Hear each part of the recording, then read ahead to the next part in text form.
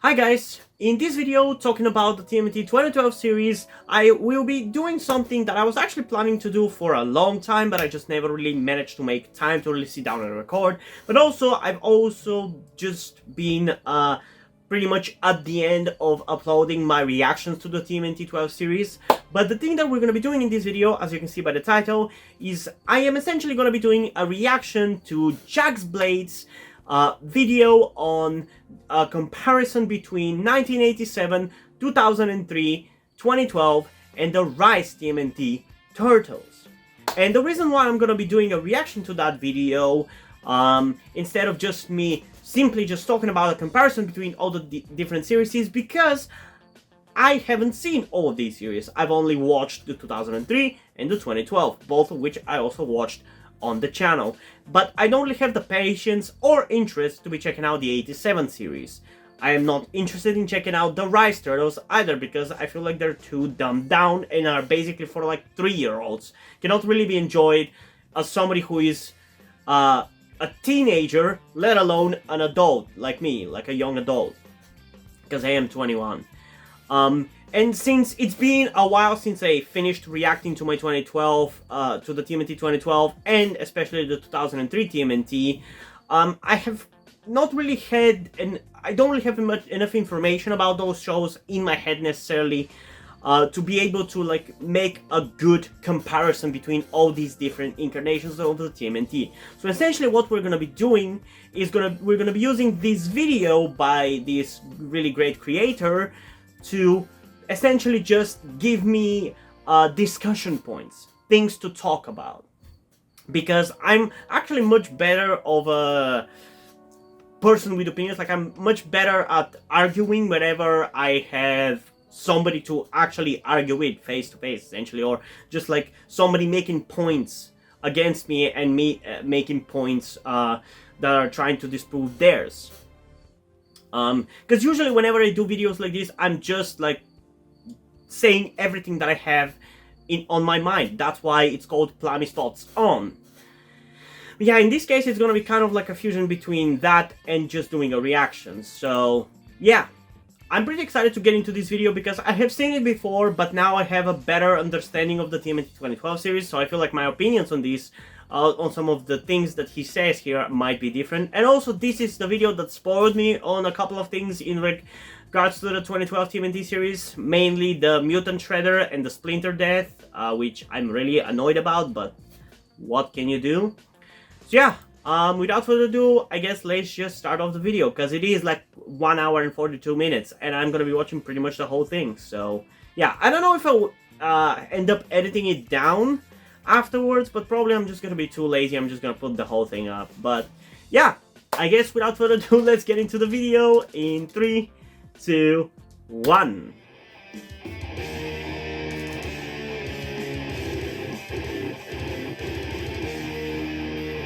Yeah, go and check out JAXBLADE's video if you haven't seen it, which probably you have, let's be real here.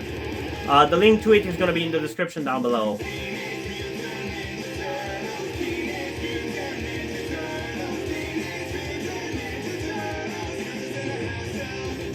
That's my TMNT.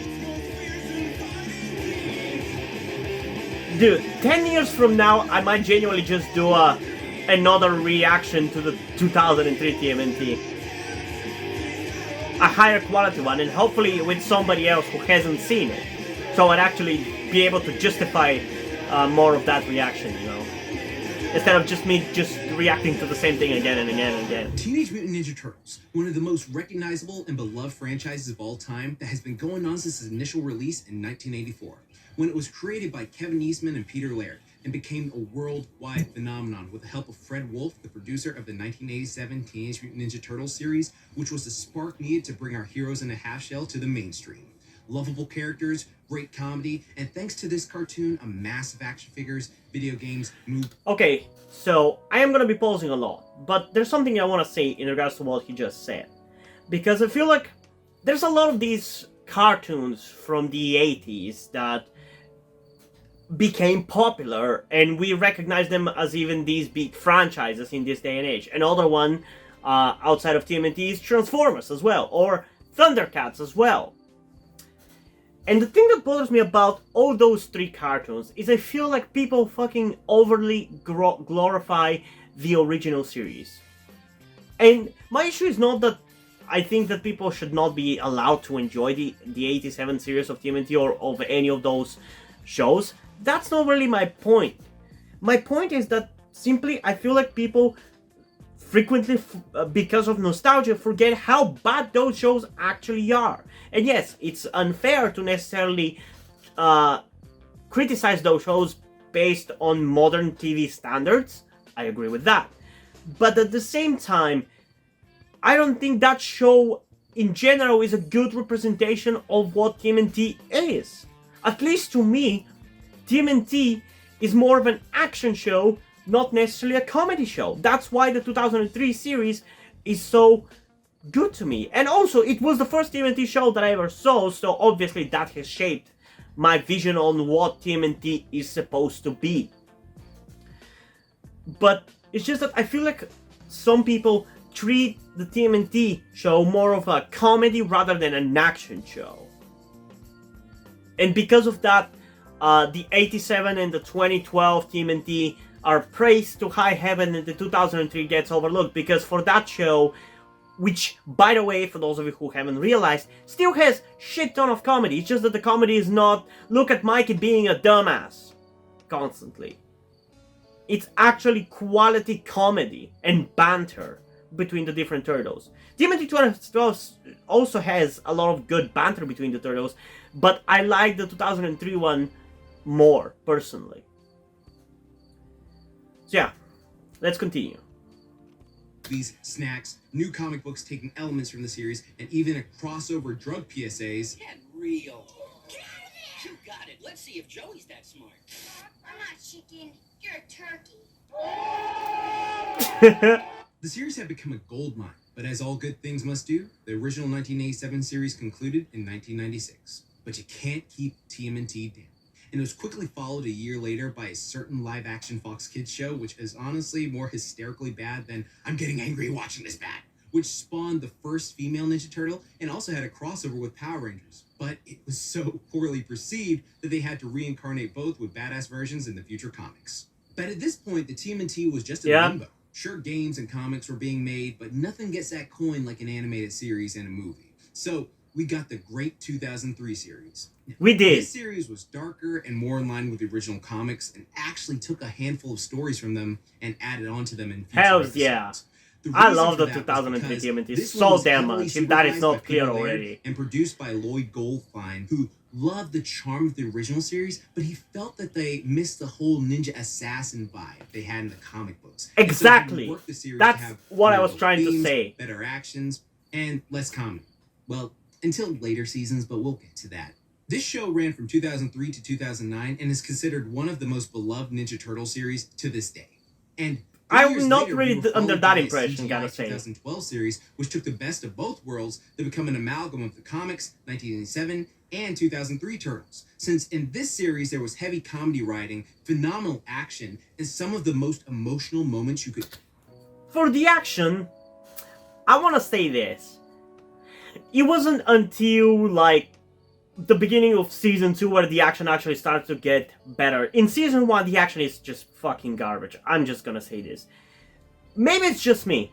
Maybe it's just the CGI not being entertaining, but the action was just not that great. But again, to be honest, the 2003 TMNT also really didn't have that good of an action until the beginning of the second season. I literally remember as I was doing the reactions to the 2003 TMNT, I think it was like episode either 19 or like 23 or whatever. I think it was the Lone Raph and Cub episode. There is an episode like that in the 2003 series at the end of season 1, which was the first episode which had the feeling in the action that I remembered from the TMNT 2003 series. Because again, for those of you who didn't know, when I reacted to the 2003 TMNT series back in 2019, it was the first time I had actually seen the whole TMNT.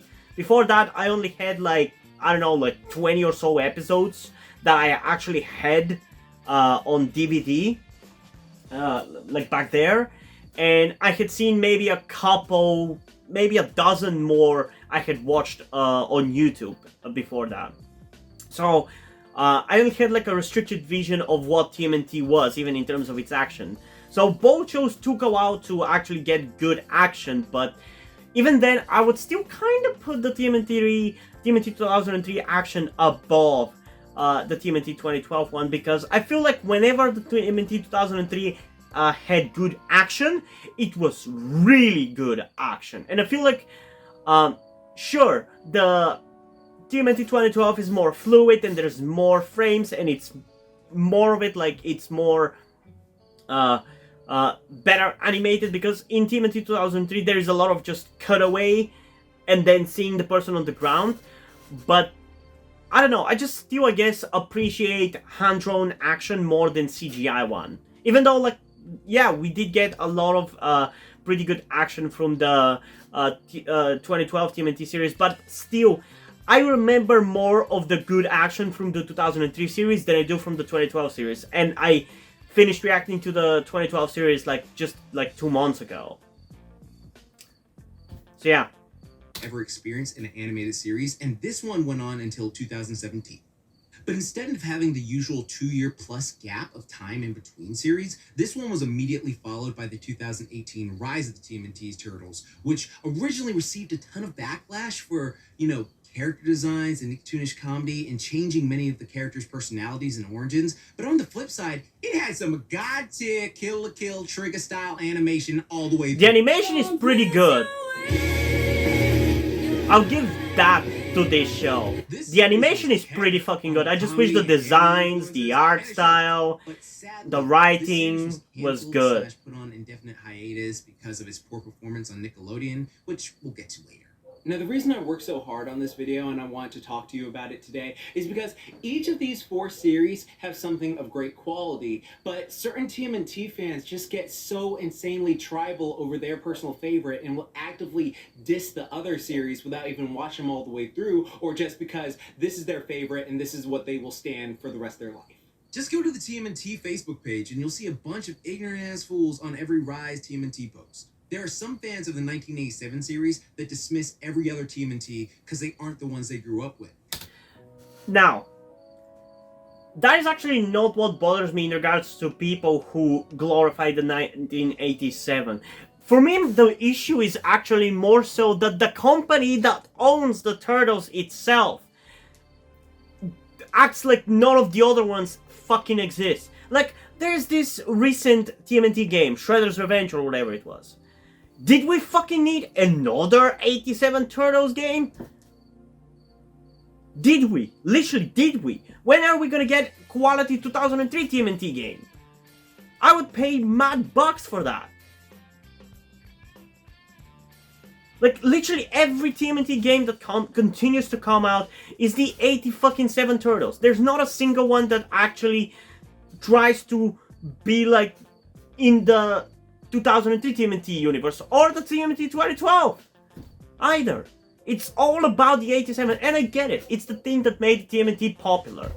But that does not justify acting as if nothing else afterwards exists. It's the same reason why it annoys me that, for example, there's the possibility of a reboot of the Power Rangers universe, like the TV universe, where they're gonna be starting off with like completely original stories, like they're not gonna be just adapting the Sentai anymore, and they're gonna be starting from the beginning with the characters of the original Mighty Morphin, where there's 20 plus seasons of great characters, better fucking characters than the original Power Rangers. But no, we have to have the originals instead of maybe potentially an amalgamation of the best Rangers from different teams.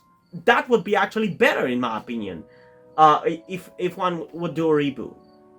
That's what bothers me about the originals of all these franchises. Their companies and a lot of the fans act as if anything afterwards is not a thing, doesn't exist, and it doesn't deserve any attention.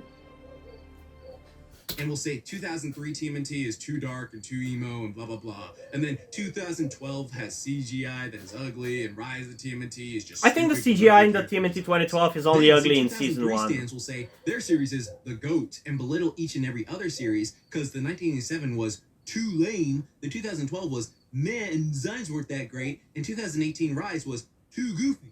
Then Is it bad that I actually kind of agree with that sentiment? I mean, the way I would describe all the different TMNT is like, I'm not trying to belittle anybody or whatever, that's just my opinion. You're free to have yours, and I'm not gonna attack you or belittle you for having it. But for the 87 series, I feel like it is a product of its time. I can see why it would be enjoyable. But at the same time, it's just a comedy. There's no good action, and I feel like even fans of the 87 can agree that, yeah, the action is kind of garbage. And by modern standards, it's not a good show. Because it's just a slapstick comedy. For the TMNT 2012, at first I was actually very much against it and genuinely thought it was kind of meh, but I've definitely grown to love it quite a lot. I've enjoyed a lot of the characters, a lot of the stories, a lot of the action and the visuals I've really come to enjoy, but I do still think it's kind of blander compared to the 2003 series. I would still put the 2003 above it because I feel like the emotion and the depth, I feel like it's still deeper in the 2003 than in the 2012, but the 2012 is still like really good. Like essentially, if I was gonna rate all the shows in terms of like numbers, I would put 2003 at a 9, 2012 at an 8, 2007 at a 7 essentially, Rise at a 6, and 87 out of 5. Because for Rise, I could potentially enjoy the animation at least. Like, I definitely like the animation of it, and I like that it's hand-drawn. And even the designs can grow on me. But I hate the comedy and the writing. I've seen like, I think like the first like 11-minute episode of it, because I think it was like available on YouTube or something. I've seen it. I've definitely watched it. And I can definitely see myself enjoying it if I was a kid, but it's still not what I think TMNT should be. I feel like TMNT should be more, I don't know, it should have actual plot. I hate cartoons which are just dumb slapstick comedy. And even when you do cartoons that are dumb slapstick comedy like Adventure Time, even Adventure Time is actually more, like there's an actual lore and plot to it. Yeah, I'm getting a little bit sidetracked. Let's continue. 2012 fans come along and say 2003 has crap fight scenes and the characters weren't as likable. They are mostly cool with 1987 TMNT since they had a crossover with them in 4 different episodes with the original voice cast, but they don't give them as much respect. And for Rise, they feel it's a spit on the name of the TMNT since every character is far more different. And then for most of the Rise fans I've talked to, they're really chill, but quite a few I've talked to have only really watched Rise of the TMNT because they are cartoon fans in general. But they haven't watched the other TMNT series all the way through. And that's why I decided to make this video. I've been a colossal TMNT fan since I was about 2-3 years old, so I've seen like literally every series list all the way through in various times. And for this, back in like late 2019 and early 2020, I actually decided just to rewatch every series fully, and then Rise of TMNT finished recently too, so it was fun to just watch all these back to back and like marathon them. I rewatched all 193 episodes of the 1987 cartoon. That would be hell for me to do. Don't you even dare ask me. There's no way I'm gonna do that. There's just no way. It would be too much of an undertaking. Sky Arc, which was weird, which I'm going to have fun talking about later. I also rewatched all 156 episodes of the 2003 cartoon, and yes, I did include Fast Forward and Back to the Sewers in that as well. And of course, I rewatched the 1987-2003 crossover Turtles Forever movie, which was just a fun little thing when watching all of these back to back. Then of course, I rewatched all 124 episodes of the Nickelodeon 2012 cartoon. And then recently, I just rewatched the entire series again because I really wanted to, and it's so short, of all of Rise of the Teenage Mutant Ninja Turtles. And that had an amazing god-tier final fight. But I rewatched every episode of each series to form a non-biased perspective, because for me, while I generally love each TMNT cartoon, I do think I gave certain ones buffs because of my nostalgia bias. And nostalgia is like the most powerful genjutsu anyone could ever experience. Yeah, Besides definitely. crushing on a woman who's not good for you. The thing is, at least personally, not to self-aggrandize or anything, feel free to call me out if I'm not actually like this, but I feel like I'm able to recognize whenever I like something because of nostalgia and because it's actually good. Like, for example, which it's gonna take you a little bit before you actually get the meaning of that example, but I finished reacting to Fullmetal Alchemist. At this point, it's almost been actually a month since I recorded my reaction to the movie with which Fullmetal Alchemist 2003 ends. It's called Conqueror of Shambhala. Check out that reaction when it comes out. And that movie is apparently not really liked necessarily, like people don't necessarily think it's good. And I recognize that the plot is kind of slow and everything, but I still fucking love it. I do. I recognize the flaws of it, how, like I said, the plot is kind of rushed and slow at the same time. Like, it feels like that should have been a plot for like an, I don't know, 10 to 12 episodes based on what we've had in the actual show. But at the same time, you can recognize that the visuals of that movie are amazing. The character writing, I think, is actually pretty good. And the voice acting is really good as well. Like, it's actually pretty good movie. It's not just nostalgia. Yes, it has its flaws. It's not perfect, but it's not bad. So yeah, I feel like I'm pretty fair in that regard. And it gets to the point where you can talk up a big storm of why you think the thing you love is great, but if it keeps coming down to, oh, I just enjoyed it a lot as a kid, but you haven't rewatched it recently, I encourage people to rewatch things you love without those nostalgia goggles. And like, here's the thing. I watched the Fast Forward and Back to the Sewers series when I was a kid, as well as the rest of the TMNT 2003, but I don't really have as much love for Fast Forward and Back to the Sewers because they're bad, despite the fact that I do have some nostalgia for them, especially for Fast Forward. I kind of have an interest in what it was, but I still think it was kind of a shitty season, you know? It's completely fine to take your nostalgia goggles, put them on, and enjoy a show from the past and be like, oh my god, yeah, this is really a fun time. But as much as I enjoy wearing these things, I'm able to take them off and look at a show objectively and be like, alright, this does not hold up as much as I would like to believe. I have the self-awareness enough to realize that. But some people have their nostalgia goggles like fused to their head and they keep them on too long where it fuses to their brainstem, where it starts to affect rational thought so they can't actually talk on a subject without their bias. For example, if you tell me any of the previous iterations of TMNT are the GOAT and put down future ones, but the primary reason you do that is because of all the fond memories of watching the one you love as a kid and you haven't rewatched that series without nostalgia goggles on, then you completely invalidate your argument because you clearly got a like the bias TMNT going on, 2003 and that's also making you has its closed-minded fair and share of obstinate. bad episodes. So with that said, after watching every single episode of every single series, which took a very, very long time... The one thing that I will say about the 2003 series that I unapologetically love is just the style of it and what it is, the vibe that I get from them. That could be constituted as nostalgia, you know? Because it brings me back to that period of time. But again, that is just a thing that I personally feel about it. I don't judge the episodes or the show based on that. That just means that inherently I am going to enjoy every episode at a certain level, but I'm still able to recognize the bad episodes. Like, there is, I think, like 2 episodes of the 2003 series that I actually didn't react to on the channel because of how bad they were.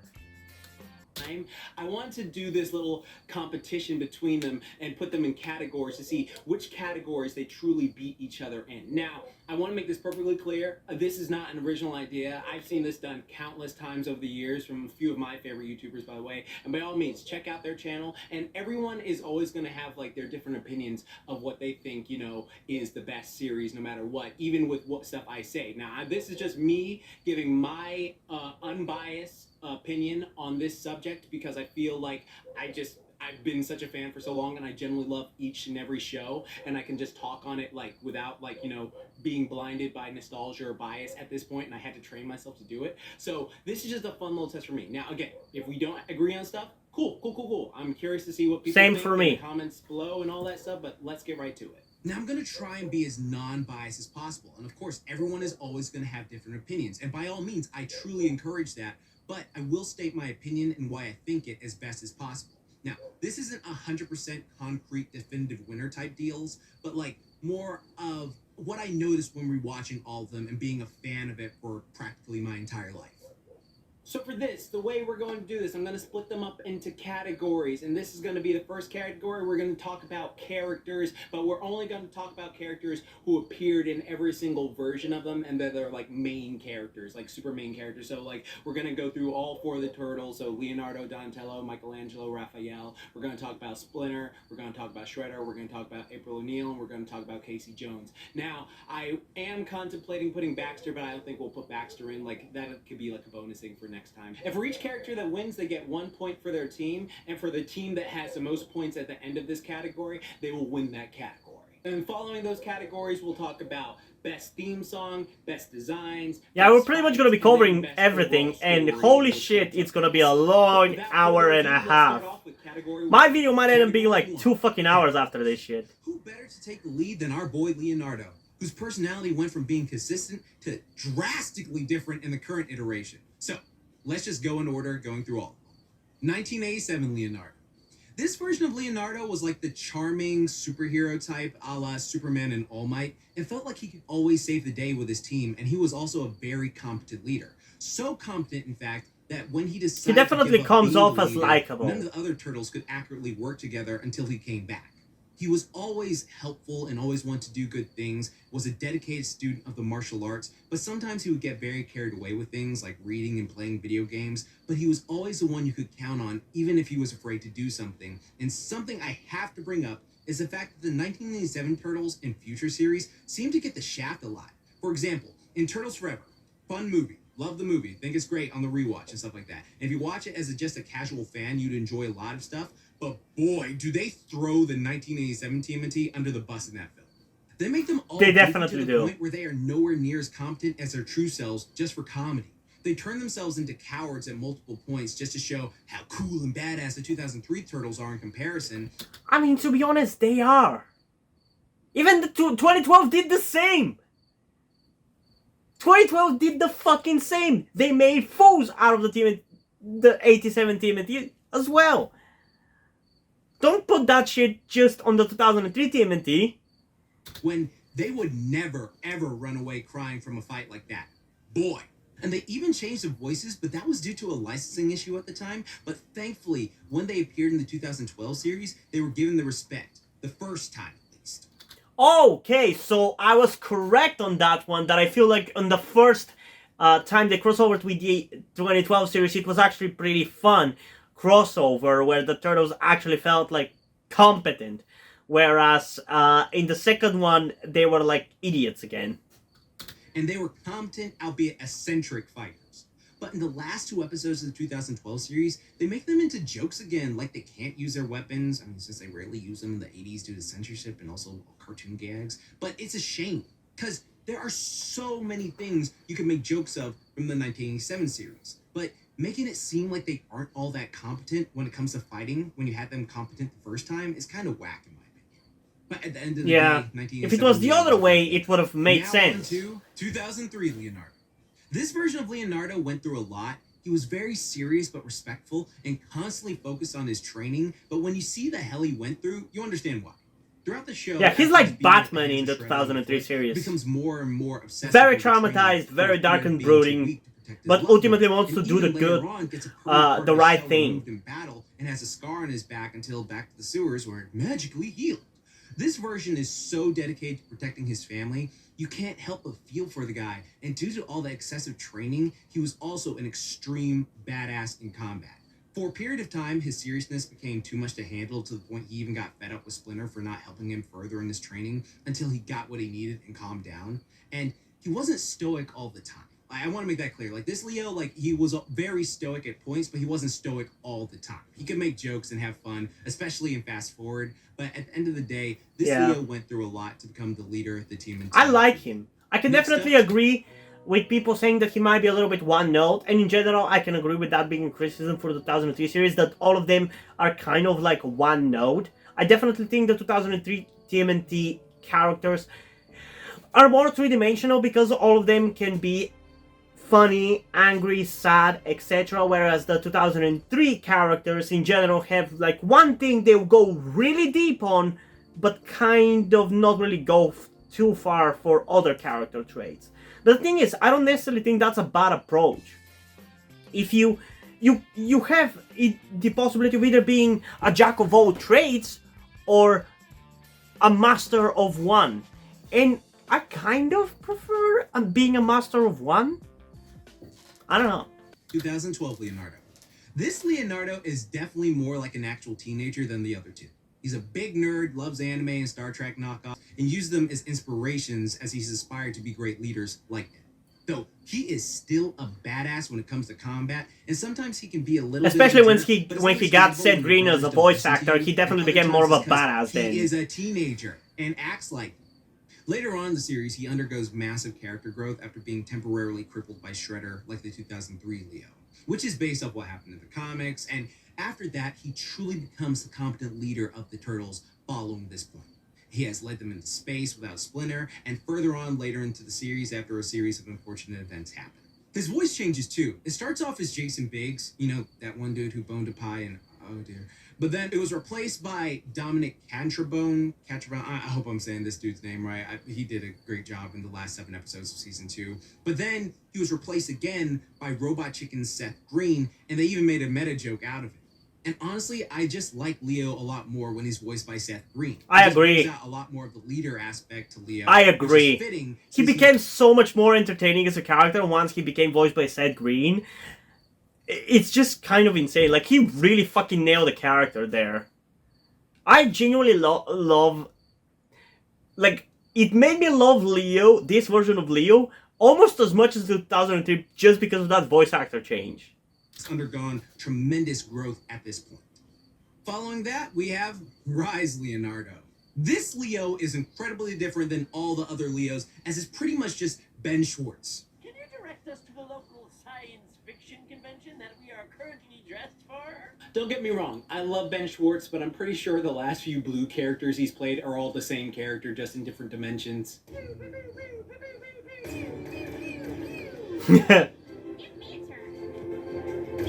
By the way, DuckTales 2017 is one of the best anime series of the entire decade. Yeah, some of you have asked me about reacting to that show. Maybe. I mean, eventually I'll react to I'll try to react to in my time on YouTube, which I hopefully will be doing this for decades to come. We will be reacting to every single cartoon that I know of, that I know is good. But if you guys show a demand for a reaction to shows like a lot, like I might start doing like some whatchamacallit, I'll start doing some posts about which shows you guys want me to see sooner rather than later. And if you show a demand for reaction to that show, I might react to it sooner rather than later, because right now my schedule going forward for shows is kind of packed, because I'm done uploading reactions at the point at which you're going to be watching this video. I'll be done uploading reactions to TMNT 2012. I will be in the middle of uploading my reactions to Fullmetal Alchemist 2003, which at the point in time at which I am recording this video, I am done with reactions to that show. And then I will be, I still have to finish off my reactions to Generator Rex. Then after that, I plan on doing reactions to all of the Ben 10 series, with me doing other smaller series in between the different Ben 10 series. Like, for example, we're first going to be doing the original Ben 10 series, then afterwards we will be doing the Fullmetal Alchemist Brotherhood series between the OG Ben 10 and Ben 10 Alien Force. Then between Ben 10 Alien Force and Ultimate Alien, we will be doing the Secret Saturdays. Then between Ultimate Alien and Omniverse, we will be doing Redakai. That's kind of the current plan. there's a possibility of change for the series that I've chosen to react to between those, but my schedule is packed. So until I'm done with these things, I don't really plan on doing reactions to any other cartoons. But yeah, anything is possible, really. I guess maybe I could potentially add a tier on Patreon at which if you pay me, I guess I could do a reaction to a whole series, but it's gonna be a very expensive tier. Might be the most expensive one, because reacting to a whole series, in addition to the series that I already cover, will be a huge thing to go into, so it has to be at the right price. But yeah, let's continue. Go watch it. But this Leo is very much a laid-back, pun-making, joke-telling teenager. He rarely takes anything seriously and likes it that way. Initially, he traded his own broken twin katanas for a sword that let him slice portals through dimensions, but eventually he gets the twins back. Though, this Leo is a master tactician and has shown numerous times he has the brains to be the leader, but is just too lazy to be, which makes me question that ending even more. I think if they ever do Turtles Forever 2, where all 4 generations meet, I really wish they would do that. The ensue between this Leo and the other 3 would be such top tier stuff, as he is so incredibly different than all the other ones. Like, basically, at the end of the day, it's Ben Schwartz doing what he does best and is incredibly entertaining to watch. The winner of this round, again, I rewatched this series without personal bias, because for years, 2003 Leo was my favorite Leonardo, and he is still honestly my favorite version of Leonardo to this day. But I cannot sleep on 2012 Leo, and here's why. Spoiler warning up, we constantly have to see this Leo grow from nerd to competent leader. And after Splinter is killed by Super Shredder and does not come back, he has to step up even more and become the leader his brothers depend upon because their father is now gone. His final battle with the Shredder, you can feel the emotions of confusion, anger, and sadness in his voice of what Orokusaki has done. And when he finishes him, he really comes into his own as the leader of the group. I love every Leo for various reasons, but the character growth in particular for this one that he had to go through was just phenomenal. So was the 2003 Leo's character growth for what he had to go through. And honestly, for this very first one, I gotta give it a draw because they both have outstanding qualities. Now, don't get used to this though. Like, I know some people may be like, oh, draw, that's kind of... Okay, so for me, I feel like this is not gonna be a surprising choice. I will pick 2003 Leo, based on the things that I've heard from JAXBLADE about the other incarnations, which I haven't seen. I will pick the 2003 Leo because I feel like his experience is a little bit more traumatic, and at least the way it was portrayed just hit harder. Like, the 2012 Leo definitely goes through a lot of terrible stuff, just like the 2003. But I feel like the portrayal of it is just a little bit more gritty and just more impactful in the 2003 due to the nature of the 2003 being like more mature and more adult. But in terms of the writing, the 2012 might be a little bit better because the 2003 Leo's frustration with him not being strong enough to not have to have his family sacrifice themselves to kill the Shredder. I don't know, it always just kind of rubbed me the wrong way. Like, it didn't necessarily make as much sense as the writers were intending for it to. I like his arc beforehand, about him getting better and everything, and becoming more angry and everything. That's pretty cool. It's just that his, I don't know, mental issues about not being strong enough just didn't necessarily make sense because it's not his fault. I don't see how it's his fault. You know? I just don't see it. I feel like maybe they didn't show the pressures that Leo was under from his brothers and from his master to be good enough to protect them all. But it always felt like there was something missing there to really finish out that character arc. So yeah, I still pick that because I feel like I said, it's sharper and it just hits deeper. Like, I feel like it has more depth to it. But writing wise, I feel like the 2012 one's arc is a little better. So yeah, let's continue. Yes, but don't worry, don't get used to this. It's only for this one because I have genuine respect for each of the characters, But because this is a draw, that means they only get partial points, so half a point each for 2003-2012 Leo. Next up, the pizza obsessed party dude, wild one of the group. Good old Michelangelo and my personal favorite Ninja In Turtle this case, series. I think it's again pretty obvious Mikey which one I'll Mikey actually pick. Michelangelo, bro. I'm gonna say, I just freaking love this Mikey. He's so likable. He's so funny, and his friggin' voice. I don't. I know, find just him always annoying, love surfing personally. dude voices like, "Sure, dude, cowabunga, let's go grab a slice," you know. And no one can give a battle cry like this Mikey. Cowabunga became a household saying when I was a kid. Yeah, I feel like this mic is a little bit too radical, dude, for me. I find him a little too annoying, from what I've seen from the crossovers. The only bad thing I can really say about this Mikey is the fact they took his nunchucks away in later seasons because they were deemed too violent and replaced them with a grappling hook, which they all had. Also, you're telling me nunchucks are more dangerous than katana in size? You could have been like the next mutation and given him tonfa like Rise Raphael has, if you didn't want to keep them. But hindsight is 2020, I suppose. On to 2003 Michelangelo. What I liked most about this Mikey was the fact he was one of the most competent fighters out of all the turtles. He was creative. They had a Spider-Man way of talking so I like much that his as enemies well. could not concentrate, especially Raph. Matter of fact, this is one of the rare times Mikey consistently was able to defeat Raphael in their fights. In every other series, Raph was constantly shown to be stronger in sparring against Mikey. But here, because of his never-shut-up personality, he always threw Raphael off, which I thought was cool for a change. Yeah, I agree. That was actually pretty cool about his character. At times, if I'm being real. Now, don't get me wrong. I love Mikey to death, but this one would always make these corny jokes, references, and then brag how he is the champion of interdimensional tournament since he won the Battle Nexus. Honestly, this is actually remind me how much I love this Mikey. Kind of try-hardy and irritating at times, but he was still one of the best fighters and got to keep his chucks all the way through, so nothing but respect. Let's move on to the boy, 2012 Michelangelo. Greg Sipes of Beast Boy fame was perfectly cast as Michelangelo. Oh, yeah. And this Mikey is a pretty fun and likable dude. Yeah, that is him, isn't it? Booyakasha!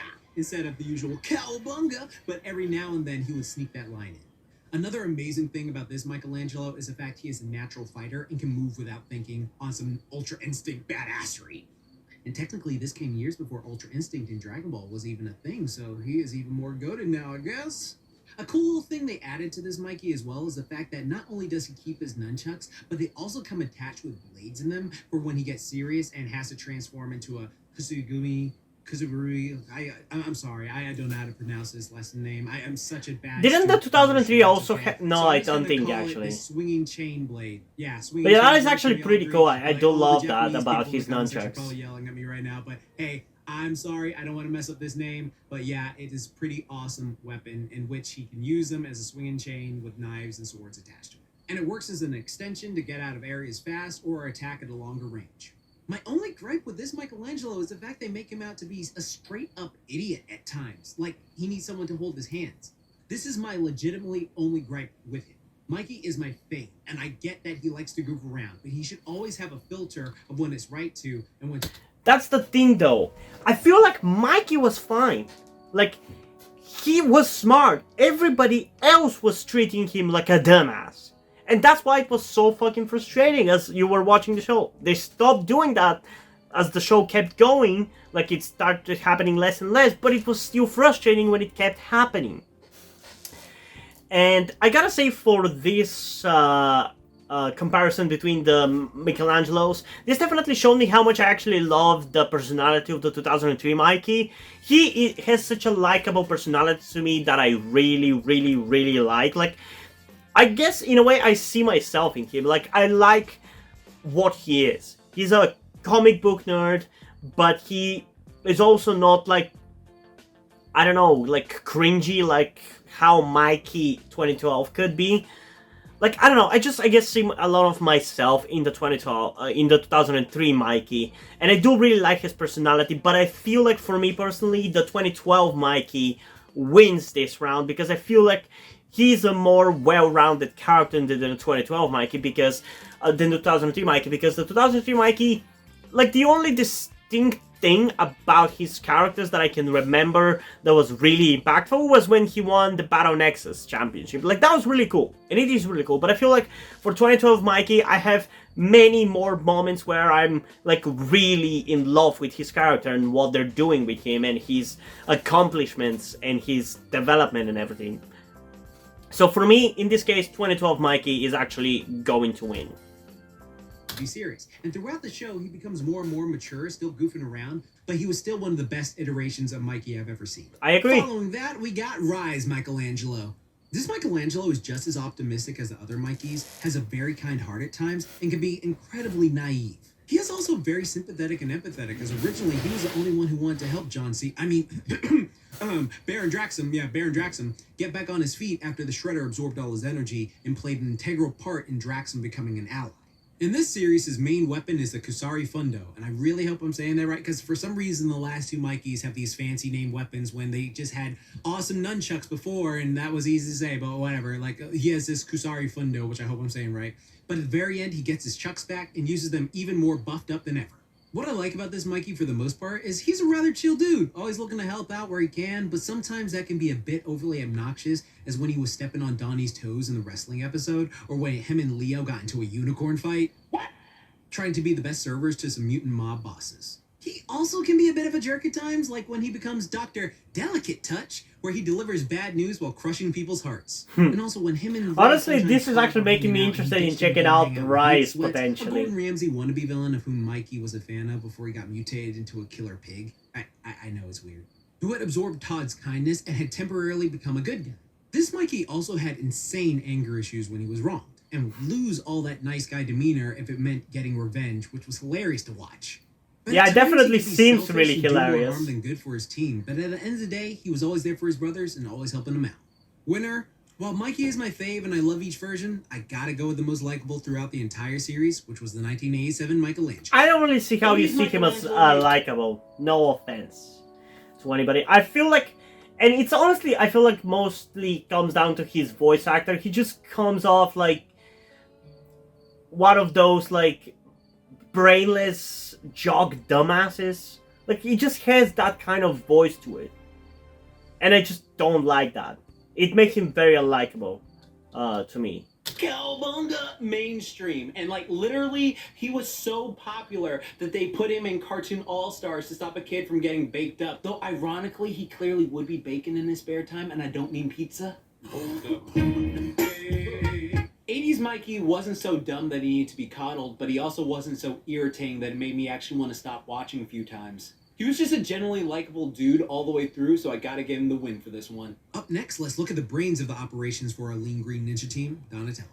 Now, this first one we're gonna actually do a bit different, because 1987 Donatello and 2003 Don, yeah, he was called Don in that version, was kind of funny. In all honesty, No, that was just short version of his name. You know how everybody, other turtle has their shorter versions like Raph, or Leo, or Mikey, or Mike?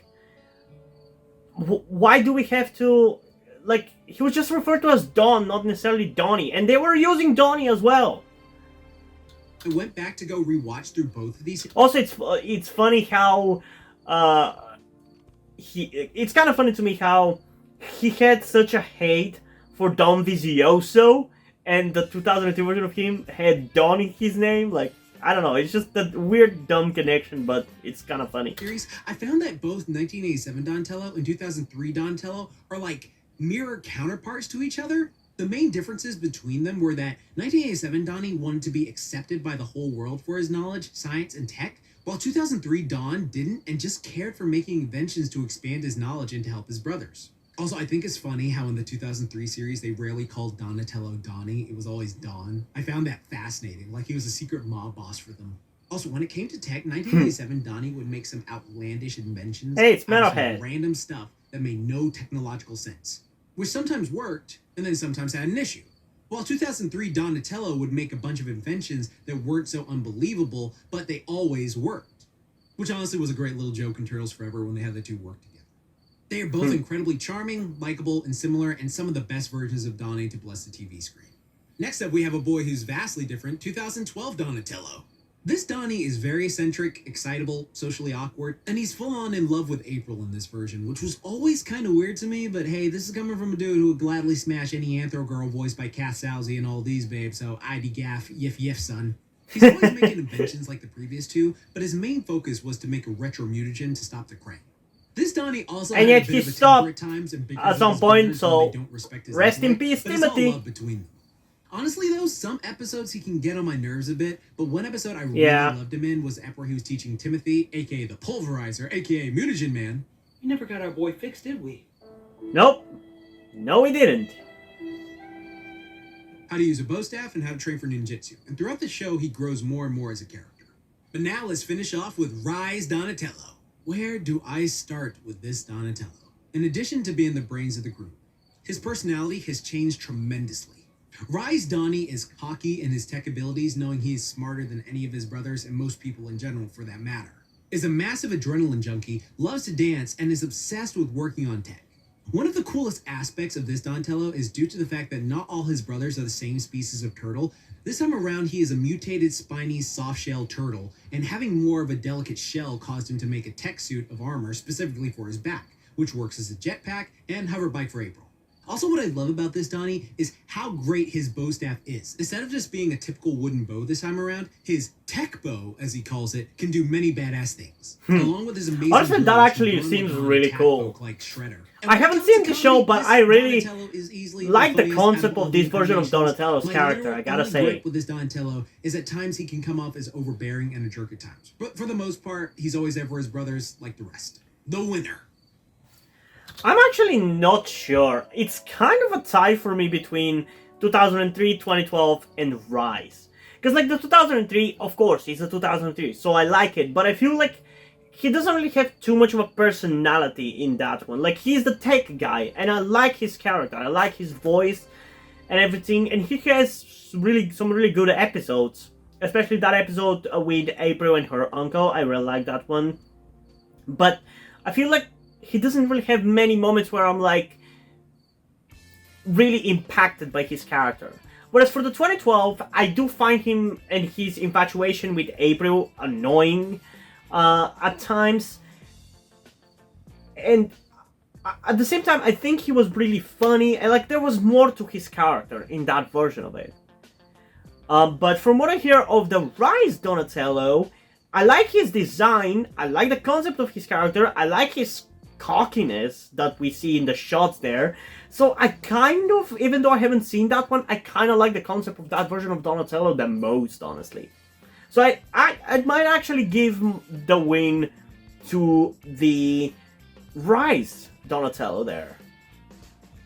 Otherwise, I can't really pick between 2003 and 2012 Donatello because both are kind of bland.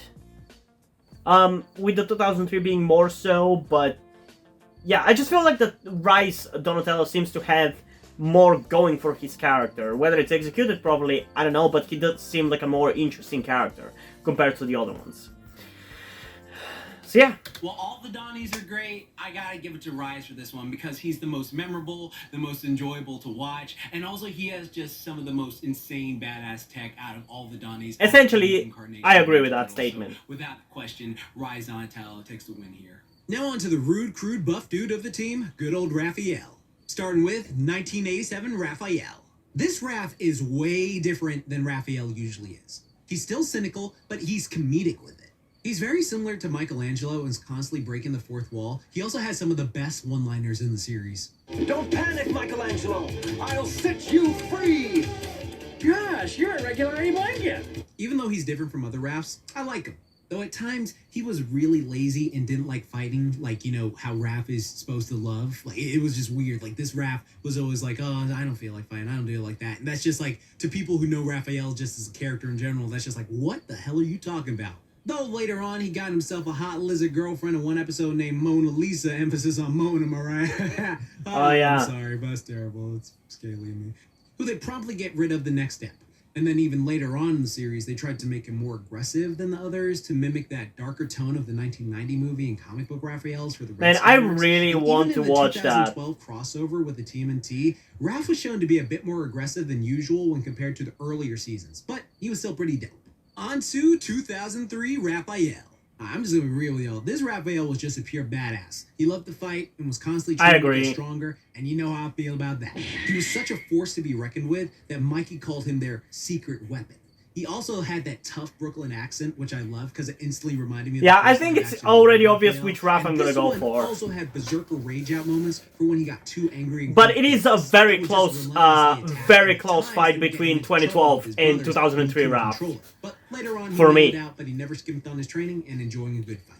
On to 2012 Raphael. This Raph, like the others, is one of the strongest fighters and is a great asset to the team. I honestly He's might more go with a smartass draw and for the confident, Raphs, just because and I has love such them a both terrible so temper that much. he would also have I'm gonna these talk about it berserker rage out moments in which after he needed we his get brothers through to calm him this down. character. This version also got to hook up with his lizard bae, Kuvira, Futsu, Casey, Mona Lisa as well, and their Wait. dynamic was That was the voice actor for fucking Kuvira from Avatar? I think it was. I think it actually was, yeah. God damn. totally adorable to watch. But on the other hand, this Raph can just be a straight up a-hole bully at times. If he's angry, Yeah, I get it. that's one of the things that I like about his character. Like, his constant bickering and jokes. Like, he's one of the most entertaining parts of the 2012 TMNT for me. Like, he was constantly the one-liner guy. Like, the guy who would make the most fun jokes. And I really, really enjoyed that about him. But, like he said for the 2003 Raph, he's a pure fucking badass. I love his voice actor in that one, who I also am pretty sure that that's the voice actor for Yusei fucking Fudo in Yu-Gi-Oh! 5Ds, which is another reason why I love the dub of Yu-Gi-Oh! 5Ds so much. I love the GX dub as well. At some point in the future, I will be reacting to the dubs of Yu-Gi-Oh! You can expect that in the future, but we'll see when. But yeah, I love both so much for so many different reasons, so I honestly don't know if I can pick between the two, so I might actually go for a draw for those. But sometimes, because he's the strongest, he does pick on his bros, but I guess it's realistic as some siblings do that with each other. And as the series goes on, he grows as a character as well, so I can't fault him too much for it. And he also became more and more likable as the series goes on. One of my favorite episodes with him is when we find out he's terrified of roaches and the villain they are fighting happens to be a mutated roach and he's acting so organically scared. I rewatch it all the time because it's just hilarious to see the freaking buffest turtle just freak out. To me, it's not hilarious. It's actually, it was a very annoying episode because they caused the cockroach to mutate. It was their fault the cockroach became what it was. So they destroyed that cockroach's life. You know? And no, I'm not gonna get over that. Is beast enough said. Now on to our final turtle of this group, Rise Raphael. This Raph is the leader of the group. And surprisingly, throughout the series, it fits. He's not the angry one in this series, and isn't even all that rude. He's actually a very kind older brother who just loves to smash bad guys, get rowdy, eat, and work out. This Raph is massive. Being a mutated alligator snapping turtle and the oldest brother of the group, he always acts like it. He tries too hard not to hurt people's feelings. He's terrified of Muppets. The only time he gets rage boosted is when he gets isolated since he can't handle being alone from his brothers. Honestly, going into this series with the Turtles Forever mentality of each dimension has different versions of the TMNT, I would honestly say this Raph is my favorite character in Rise for the most part. In the last 2 episodes, he has to come with terms with being the leader for the time, because he's the oldest and his brothers are counting on him and is one of the main reasons all of them got upgraded with mystic powers to fight the Demon Shredder at the end. Though he could be so very stupid, ignorant, and goofy at times, he always did mean his best. The winner. Gotta go with 2003 Raphael. He's a freaking badass, loves to fight, has so many pros, very little cons, and honestly, the biggest thing is he reminds me of the 1990 live-action Raphael from the very first Ninja Turtles movie, and that's honestly my favorite incarnation of Raphael, so I just gotta give him the win here. Next up, the true leader, sensei, and father of the Ninja Turtles, Splinter, aka Hamato Yoshi, aka Lujitsu in Rise, who is actually Hamato Yoshi as well. Spoiler, haha! 1987 Splinter. This Splinter was very wise and had a great voice that fit him. He did seem like an actual martial arts sensei you could have, and he treated the turtles more like students rather than as a father. But he still clearly cared for them. And when they were in trouble, he would help them out. Though overall, he just didn't do that much. Sure, he got into fights every now and then and had some episodes center around him, but it was nothing too spectacular. The one noticeable thing about this Splinter, which is great, is the fact that instead of just being a mutated rat who mimicked the moves of his master, this one was actually Hamato Yoshi who got mutated into a rat. So basically what happened in the 2012 series as well. Incarnation, but that's a story for another day. Next up, 2003 Splinter. This Splinter had a much deeper story and even had a few arcs of his own which were very entertaining. He originally started off as a rat like in the original comic and fell into a sewer after the Shredder killed his... That's the thing though, that feels really fucking dumb. Like, that, I think that's the weak point of this Splinter's character for me, because it's just so silly that the rat was had the cognitive abilities to understand martial arts before getting mutated, you know? And the fact that he still remembers from back when he was a rat, like, to a kid that kind of makes sense, because as a kid you might assume, or at least I did, that all the animals have the cognitive abilities of human, they just essentially speak a different language to us, so that's why we can't understand each other. And that's why to a kid me that made sense, but to adult me it just doesn't make sense, because he shouldn't have the cognitive abilities to know how to fight and to copy the moves of his master. Master Yoshi. This It just feels more logical for Hamato Yoshi to mutate. But the thing is, at the same time, I also like that this Splinter is its own thing. Like, it is kind of weird. The backstory of how he learns martial arts is dumb, but I do like that he's a separate character from Hamato Yoshi in the 2003 series. Was an incredibly competent fighter, helping the Turtles for most of the series in their battles, and was even the former Battle Nexus champion. So this Splinter was not one to be slept on. My only issue with the Splinter on the rewatch, which is very, very minimal, was that with his voice, it seemed very much like he was trying a bit too hard to sound like an old martial arts master, while the original Splinter very much sounded very organic. I've heard other people make this same complaint or little just saying on it, because it's not even that big a deal because the character's so great. But again, I love this Splinter. He is badass, but that was just one little itsy-bitsy nitpick I noticed. I can definitely agree with that about his voice. I like his voice, but it definitely can come off as a little try-hard. Start with 2012 Splinter. This Splinter is just incredible. His voice is done amazingly by Hoon Lee. You can tell he was a badass martial arts master, and now that he is a rat, he incorporates that into his fighting style. Another thing I love about this Splinter is the fact that he was Hamato Yoshi who got mutated into Splinter, and it makes sense why he is so formidable and knowledgeable with his ninja skills, as you see in many of his fight scenes. Yeah, but the I agree. biggest thing I can say that I absolutely love about this Splinter are his Iroh level stories of wisdom. He gives so many gems of knowledge and speeches that can be applied to real life that you feel how genuinely he loves his children and how he is a great parent to them. Finishing off with good old Rise Splinter. This Splinter is far different than the other Splinters, and it is still Hamato Yoshi who turned into a rat. But in this iteration, he is now a celebrity going by the moniker of Lujitsu, a famous martial arts movie star a la Bruce Lee and Jackie Chan. He actually is quite the formidable fighter and was also a champion of the Battle Nexus like the 2003 Splinter, but he is more so lazy than his other counterparts. He likes to eat snacks, watch TV all day, and refer to the Turtles by their colors instead of their names. In fact, while it is shown that he generally loves his kids, he's not the most affectionate early on, as he tells the TMNT if they complete a simple mission, they will get a hug from him that they all got overly excited for.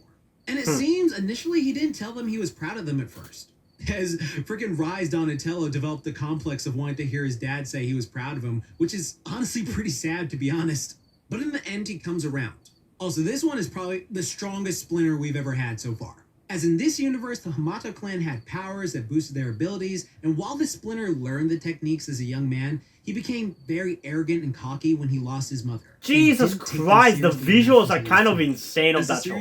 I genuinely might fucking need to check Rise of TMNT out. Just for those visuals. Next up, the Turtles' best attractive gal pal, April. Oh, not that one! Good old April O'Neil. 1987 April O'Neil. Damn, girl. I'm just gonna be blunt. So, I guess before we get into the April one, I gotta say which one is my favorite. I mean, I'm kind of split between the 2002 and 2012, as I am for most of these characters. Because like I said, I like the character of the 2003 Splinter quite a lot. I like the way his character is, I just don't like his backstory. And like I said, I like that he's a separate character from Hamato Yoshi. His voice actor, for me, I actually like him quite a lot. It just brings me nostalgia. I guess for a lot of it, all of my love for that character, it is nostalgia. But I think I might go with the TMNT 2012 because I feel like objectively he's the better one. The voice acting is better, the fighting is better. I like his design a little more because to me it always kind of bothered me how short the 2003 Splinter was. Like, it's not that big a deal or anything, and it's fine. But it's just that I like the fact that the 2012 Splinter is just taller and skinnier, and just, I don't know, that just makes for a more formidable fighter in my eyes. So yeah, I think I'm gonna go with 2012 Splinter. Alright, I had the biggest crush on this April as a kid. She was just too frickin' fine in that yellow jumpsuit and those tickle bitties. Lord! Which makes sense, she was modeled after Fujiko from Lupin the Third. Though, to be honest, she was kind of a shallow character, always just trying to get a story for a job, doing a lot of things out of self-interest, and always getting into danger to be saved by the TMNT. Not to say she wasn't helpful at all, as she was always trying to help the TMNT be known as heroes and always help them out in certain situations, but overall, as a character herself, besides being the hottest April O'Neil we've ever had, and I will stand by that all day. Yeah, I know. Well, yeah, I definitely agree with that. She really didn't have much going on for her for most of the series, besides looks. But damn, did they work. Next up, next up, 2003 April O'Neil. But I'm just gonna say, this one was really pale. I had nothing against that. It's just, I always thought that was funny. Like, this April was pretty cool. I did like this April a lot. I love the fact that this April was a scientist and could match. I like her red hair. Intelligence at times. It really works in my opinion. I love the color of her hair in this different one. ways, and wasn't shallow in the least for the most part. Another thing I really dug about this April is she didn't stay being the helpless girl who needed rescuing. She actually takes initiative and starts training under Splinter to learn how to fight, and becomes a character who can handle herself and is a natural survivalist. Later on, she gets married to Casey Jones, but still has the Turtles back. Yeah, I'm not really a big fan of her redesign in the Back to the Sewers one. Cause like, I really like her, like, I don't know what color this is, but like her pink brownish, not brown, pink reddish hair that she has for most of the 2000 TMNT series. I just love that color on her. It's so distinct compared to the other ones, and it's so nice to look at. I love that about her design. About her character, I like what her character is, but I feel like she doesn't really do that much in terms of fighting. That's the one thing that I actually like about the 2012 April quite a lot, and that's why she actually became one of my favorite characters of the 2012 TMNT series, and that's why she might actually be my favorite April out of the bunch, just because she actually gets to grow so much as a character from a girl that cannot stand for on her own in season 1 to like debatably the strongest member of the team by the end of season 4. Although once she loses the crystal, she stops being the strongest, but she's still pretty fucking formidable. So yeah, I think that just makes her a cooler character. But I do like the 2003 April quite a lot as well. Now on to 2012 April O'Neil. Unlike the other ones, this one is actually a teenager, and also part mutant. What? She's got a likable personality and can defend herself since she's learning from Splinter. She's also intelligent, and because she's half mutant, she now has telekinetic abilities and becomes stronger using them over the course of the series. Yeah, I think she's genuinely like the best version of April so far. Obsessive over a one ring type crystal that boosts her abilities before her friends snap her out of it. This one can come off whiny at times, but she always gets the job done. Though she does have some annoying teenage tendencies, as the whole almost love triangle thing between her, Donnie, and Casey was rather meh to watch, in my opinion. As I mentioned earlier, especially as it kept on going. Character the Turtles hung with. Now let's finish off with Rise April O'Neil. Now this April right here is far different than all the previous Aprils on this list. She's strong, she can sing, she's brave, she's hot-headed, she can fight, is overexcitable, can handle things on her own, and of course... And I'm blacker than black, and I'm black, y'all! Now to me, again, this was never a big deal, thanks to the multiverse line that was established in the original Turtles Forever movie. But something I do want to address is there is a common misconception going around that April was originally black in the comics. That is not true. She was a white woman and later on got a perm like many women in the 80s did. There was an Elseworld chapter where she was a black woman in the comics, but it was a non-canon story written by a guest writer since they did this a few times. Now, April was named after a black woman Eastman dated, but she wasn't specifically designed to be a black woman. Now, I'm not saying this is some Uncle Ruckus dude, because I freaking love Rise April, especially near the end, but I bring it up because of... I think, for me, when it comes to changing the gender or the race of a character, I personally am of the opinion that I think you're better off just creating an equivalent character rather than just naming the character the same name, even though they're drastically different. Like, why should April be the only character who is supposed to be like the girlfriend to the turtles? Why can't we just create another character who is completely their own thing, but essentially fits the same position, you know?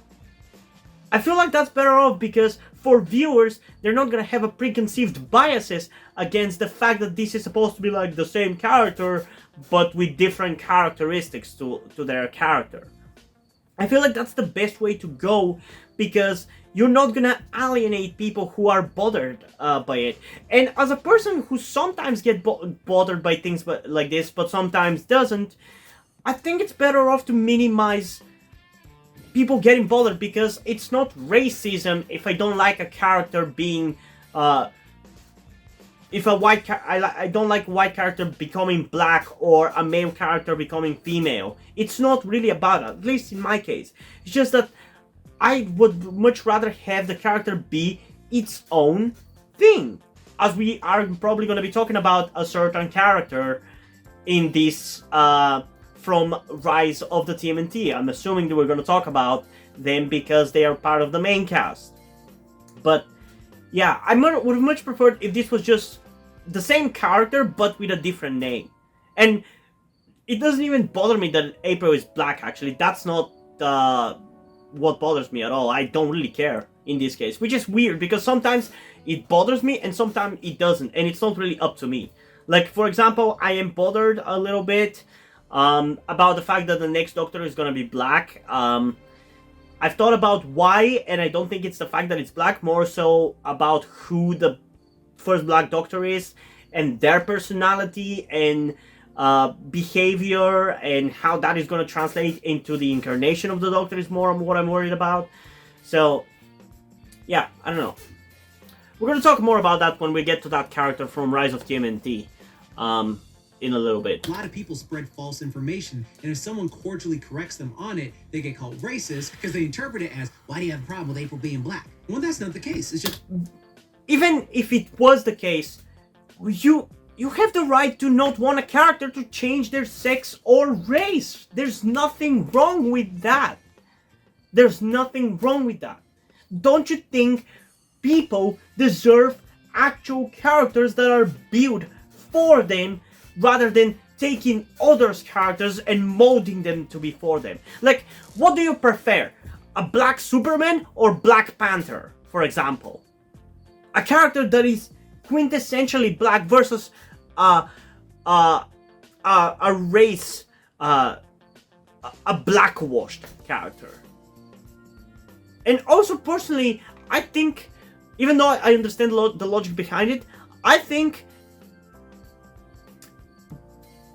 race washing should not be tolerated, no matter which direction it's in, because we criticize whenever characters get whitewashed, but don't whenever it gets blackwashed or Asian washed or whatever you want to call it. I don't think it's fair that one gets allowed to do this but the other doesn't, because the whole point is that we're all equal. So giving some people the right to wash characters into their race or sex or whatever, but not others, just is going to create resentment, ultimately. Even though, like I said, it makes sense, because those groups of people have been marginalized, so it kind of makes sense and it feels fair to actually give them some more leeway compared to the other ones, but ultimately that's just going to create resentment. And the whole point is that we are equal, so it's better off to just either allow it for all or ban it for all, you know? It's the fact of the matter. Now, someone actually does go around saying race is BS because of this. We ain't about to do that yet. But anyways, back to Rise April, who is also a teenager who goes to high school, who is very sassy and quick to jump into action. She's like a sister to all the turtles in the series, and actually joins their Hamato clan later on, and always tries her best to be selfless. I can definitely find myself liking this version of April. She's quite loud and spunky, she's not as annoying as you initially think, and is always there for the turtles when they need her, and is always trying to find a job since she can't hold one down thanks to the mutants rampage in the city, which I can respect her work in. Okay. While I still do have a crush on 80s April, because god damn, I'm really in between 2003 and Rise April, and I would probably give this one a draw between both of them, Really? since they were both incredibly helpful to the heroes. Not to I'm say surprised others that he weren't, picked but at those. times, I honestly 1997 would was pick pretty shallow, 2012, and distanced like I yourself from the said. Turtles later on in the Red Sky arc a little bit. And 2012 April was great with her powers and her character, but sometimes her teen angst came off as a bit irritating to me personally on the rewatch. 2003 and Rise April did the best they could. One was very chill and tech savvy, the other one was very energetic and a thrill seeker. And I really don't have anything negative to say about either of them since they both got my respect, so gotta give it a draw. Interesting. All night long. Next up, the buff Jason Voorhees wannabe, Casey Jones. 1987 Casey Jones. Alright, so 1987. Actually, I wasn't sure whether Casey Jones was in the 1987 one, or at least in what manner he was in it, because he never came off as a character that would be in that one, because he's inherently fucking violent as fuck. He definitely felt more of like a creation for the live action movie that later got adapted into the turtle lore, you know? Casey is a legitimate nutcase. He talks like freaking Dirty Harry. For those kids out there who don't know, think Clint Eastwood in the 80s. Has a fetish for breaking things and loves saying the word lawbreaker. Here's all the dough you'll get, lawbreaker. All lawbreakers must pay the price.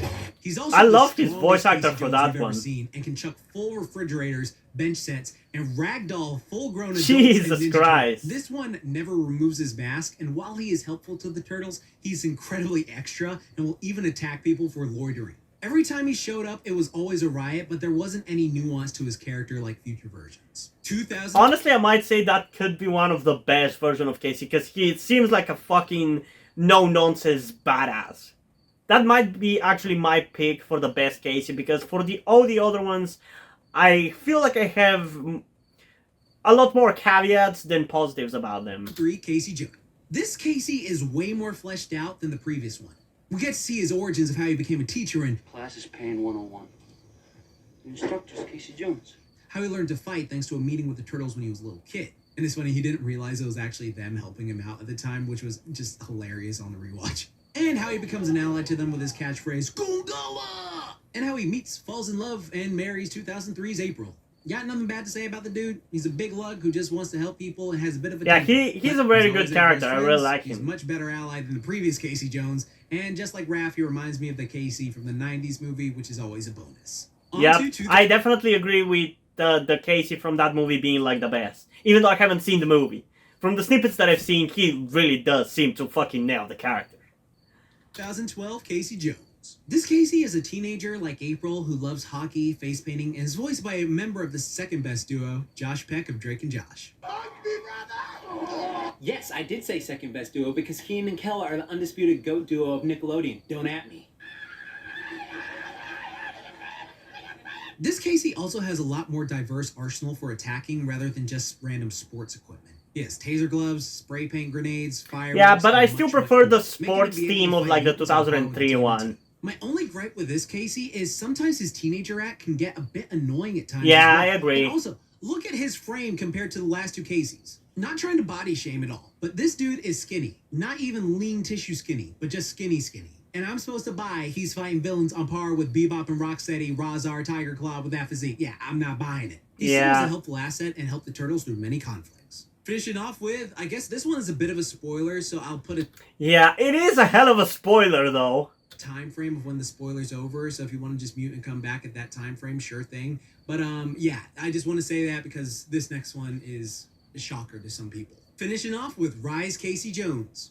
Now, this version of Casey Jones was the first ever female version of Casey. Again, this didn't really bother me as much. Personally, it kind of really bothers me. I mean, at the end of the day, it's a fucking cartoon, so I don't give a shit as much. But Thanks to the Turtles Forever multiverse scenario, but I will say it was a bit of a hit out of left field that they went there.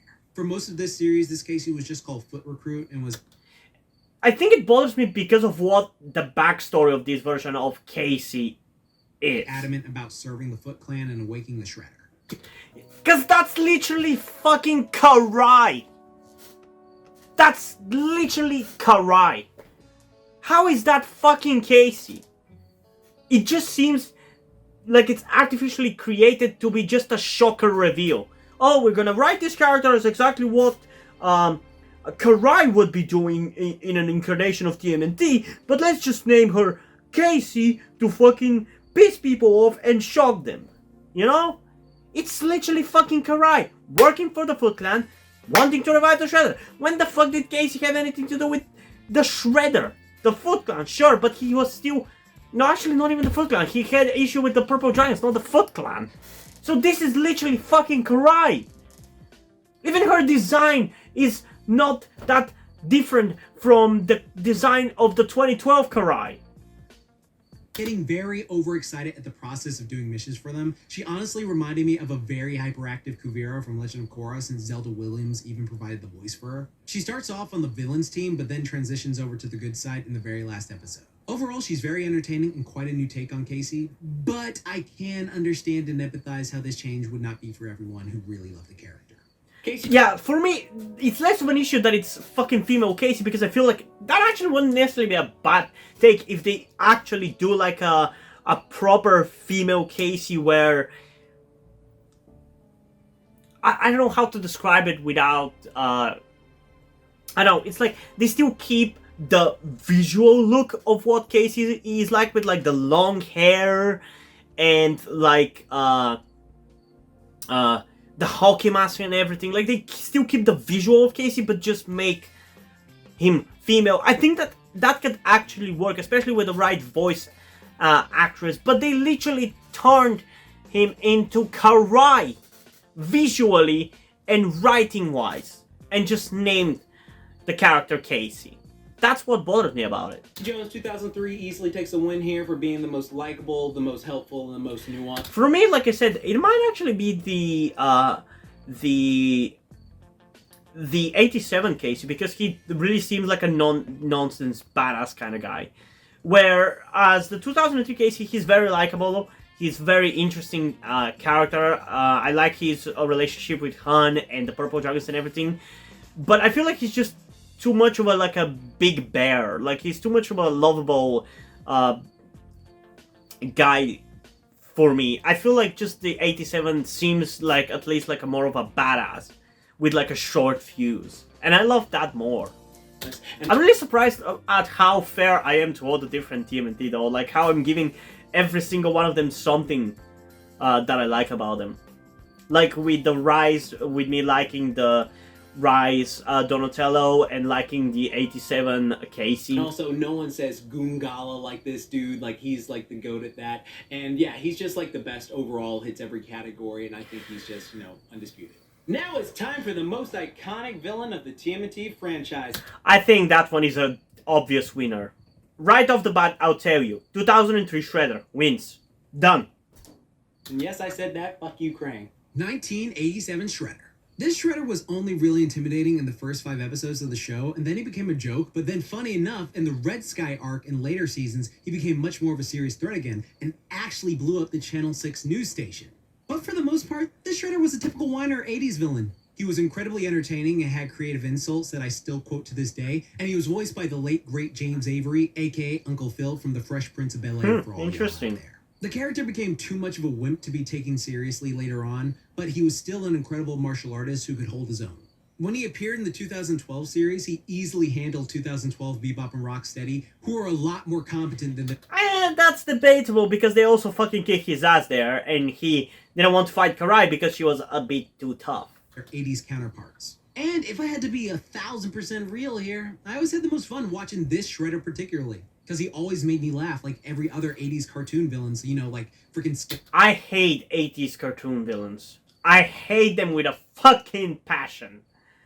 I hate everything about them. Also, out of these ones, I only recognize the He-Man villain, Megatron, and Mom-Ra, which makes me want to watch the 2011 Thundercats reboot, which was so fucking good. I loved it so much. Skeletor, Megatron, and Cobra Commander. In the end, I thought he was great and memorable. On to 2003 Shredder, or aka Krell. I've said it before on my channel, and I'm gonna say it again.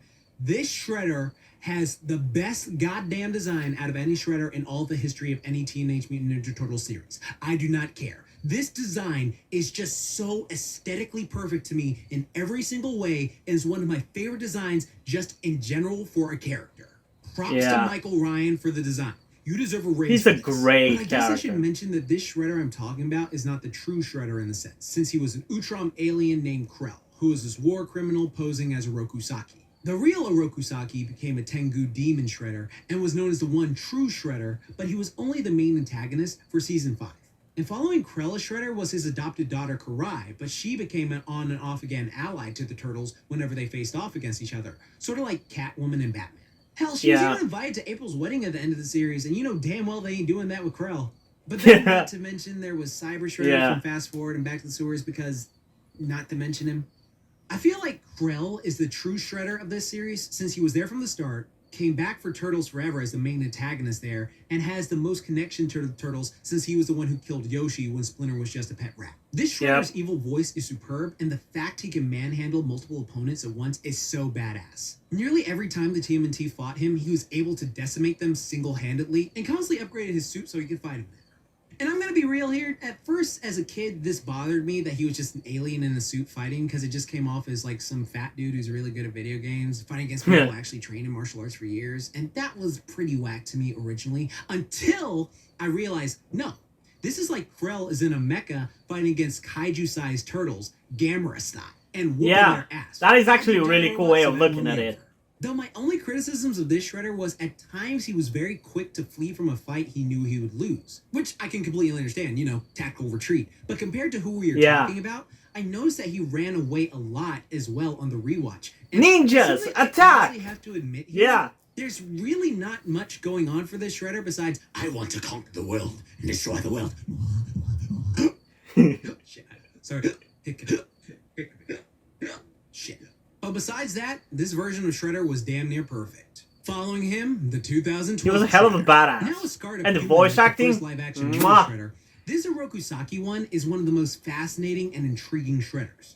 He grew up as an adopted brother to Hamato Yoshi. They started out as friends, then became rivals over a beautiful woman named Tang Shen, who, if you're familiar with the comics... I feel like he's blander than the 2003. He is, in a way, to me, feels like a blander version of the 2003 Shredder. She fell in love with Yoshi, leaving Oroku distraught and angry. That's rough, buddy. And in addition I to going would through definitely this, put him as number 2, though, after the 2003. And he becomes more and more angry as he realizes he was stolen from the Foot Clan as a child.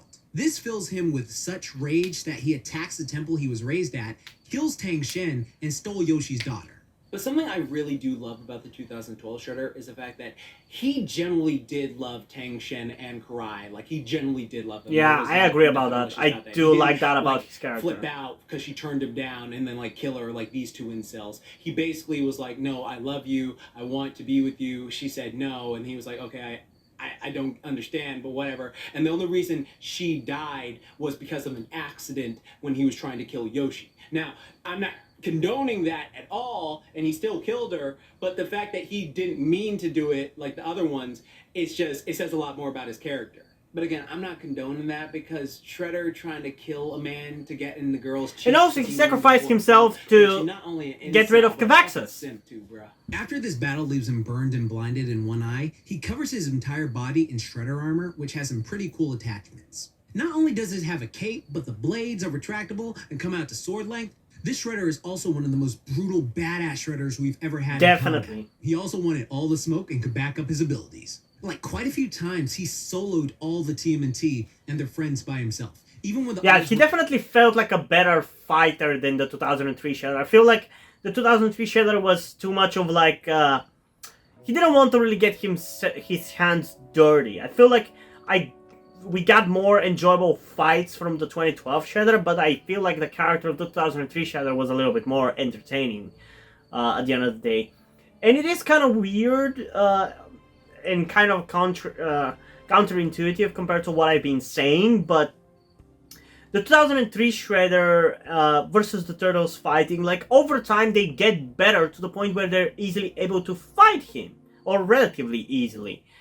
unless he uses some new power-ups. Whereas the 2012 Shredder, no matter how much the Turtles have trained and fought and fought and fought and fought, it always seems like he is fucking beating the shit out of them. Like, the power scaling is really kind of out of whack. And that definitely makes for a more terrifying and powerful Shredder, but it makes for the very weak Turtles. It makes the Turtles weaker, whereas it makes the Shredder stronger in the 2012 series.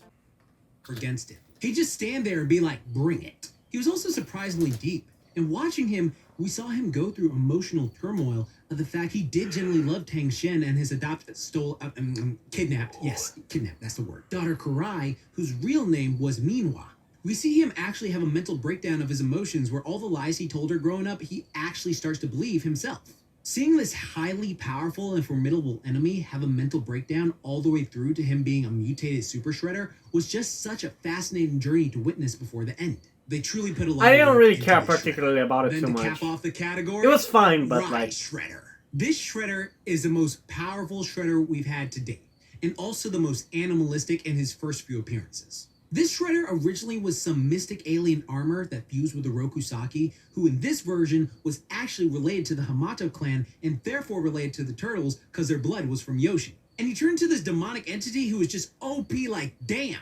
Later on, he was able to speak again, and fun fact, he was voiced by the 2012 Splinter Hoon Lee, which made this Shredder even more badass. I enjoyed watching this Shredder a ton, as it was cool to see how much of a threat he truly was. Easily the most formidable Shredder to date. But again, I gotta be real here. While I love the design, it always low-key bothered me that we always saw his mouth. And besides that ferocity, there wasn't really much to this Shredder compared to the other ones. He was very much like a boogeyman for all of Season 1, and once he was revived, he only had a few episode appearances overall. Unlike the other Shredders, we all grew to know. This was the only Shredder to ever body John Cena, Baron Draxon, who was more like the true antagonist of Rise before he was rehabilitated and the star... Are you sure about that? ...winner. While Shredder is one of my top 10 favorite villains of all time, I gotta give the point here to 2012 Shredder. He had the most character. I'm gonna give it to 2003 Shredder. He's just too much of a badass, and like, he looks badass and his voice is badass. Even if his actions are not necessarily always badass, I love Shredder him. design and voice-wise is the best. No contest, he is the best when it comes to design and voice. But as a character, comparatively, it's not a contest. Okay, so far, let's tally up the points. Okay, so let's go over it. So I picked 2003 Donnie, not Donnie, 2003 Leo, 2012 Mikey, 2003 Rise Donnie, 2012 April, 87 Casey, and 2003 Shredder. So for me, it's again 3 points for 2003.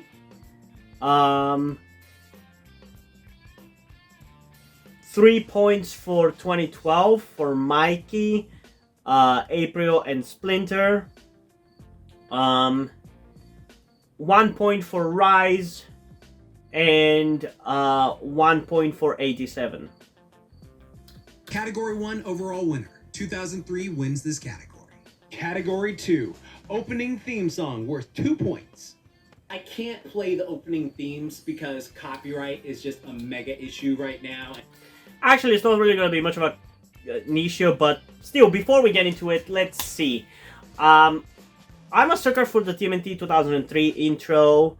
I fucking love it, like the first one for the first 4 seasons. I love it. That one is like number 1, 10 out of 10. I love it. I do love it. Fast forward, I do also love a lot, but it doesn't really hit as hard. I just appreciate how different it is. It definitely fits the season's vibe.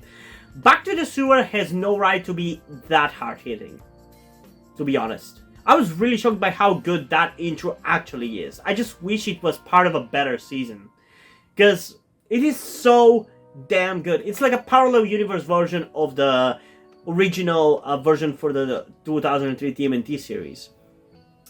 For the TMNT 2012, I do actually love the main theme for the 2012 series quite a lot.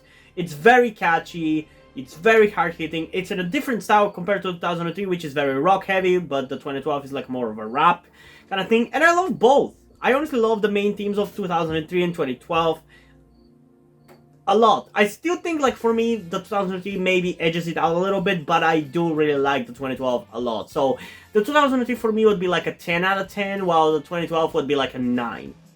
Whereas for the 87 one, I feel like at this point it's overplayed, overrated, so I kind of hate it. Plus, I just don't like any theme song from that age. I just don't like 80s theme song outside of the Captain Planet one. I think that's the only 80s cartoon theme song that I like, but I just don't like it. And the reason why I don't like it, I think, is because, I don't know, like 10 years ago, back in like 2011, 2012, I remember that early in the morning I would be sleeping and the TV would be playing and the Thundercats 80 series would be playing, and I remember just hating the sound of that goddamn theme song. Not because I was tired, but because it just was so annoying. It would not let me do it at all, like without this video just getting taken down. So what I'm gonna do is I'm gonna leave a link to a thread on my Twitter account at JAXBLADE Fitness. If you want to follow me, by all means, that'd be great. Follow me there. And what I'm gonna do is you can listen to every song for yourself. So I'll give you a minute to like go listen to every one for yourself, or if you want to pause the video, go listen, or if you just want to continue. If I don't know if I'm probably doing a live stream right now, but if you're watching this on live stream, it's cool too. We're just gonna get right into it, but that'll be for afterwards when we get done with this. The 1987 openings. The original TMNT song is just downright iconic. That's the easiest. It's iconic, but it's at this point overplayed and overrated. Everyone can identify that theme song when it's played just by its instrumental. The animation for the intro is superb and it's super catchy, and it's become a part of mainstream pop culture and is constantly referenced / parodied. The Red Sky arc changed it up a bit when the Turtles got more edgy, and that was a downgrade in my opinion, but that original OG theme song is just pure perfection. Next, the 2003 openings. The 2003 opening has a good opening song, but it's not as memorable or catchy. I disagree heavily. The intro adding character introductions for the 4 main turtles and switching up the "Watch out for Shredder" when he was defeated and when Karai took over. But then there's fast forward and back to the sewers intros for when the show became a brighter version. And honestly, let's just not talk about that. Oh, come on! Fast forward, like I said, is actually pretty decent. At first, it's more of a grower. It's not an instant hitter, but it is actually still pretty decent. And Back to the Sewer is a goddamn good theme song. I don't care what anybody says, it's fucking good. On to the 2012 opening. The 2012 opening had a really dope rap verse that I memorized entirely, and had a pretty cool intro that has nods to the 1987, 2003, and original comic books. Later on, as new characters were added, the intro was updated to show them. And even updated completely in Season 4 when they were in space with the Fugitoid, which was a nice touch. They completely changed the theme song for Season 5, which is full of Elseworld stories called Tales of the TMNT. I don't consider them Elseworlds.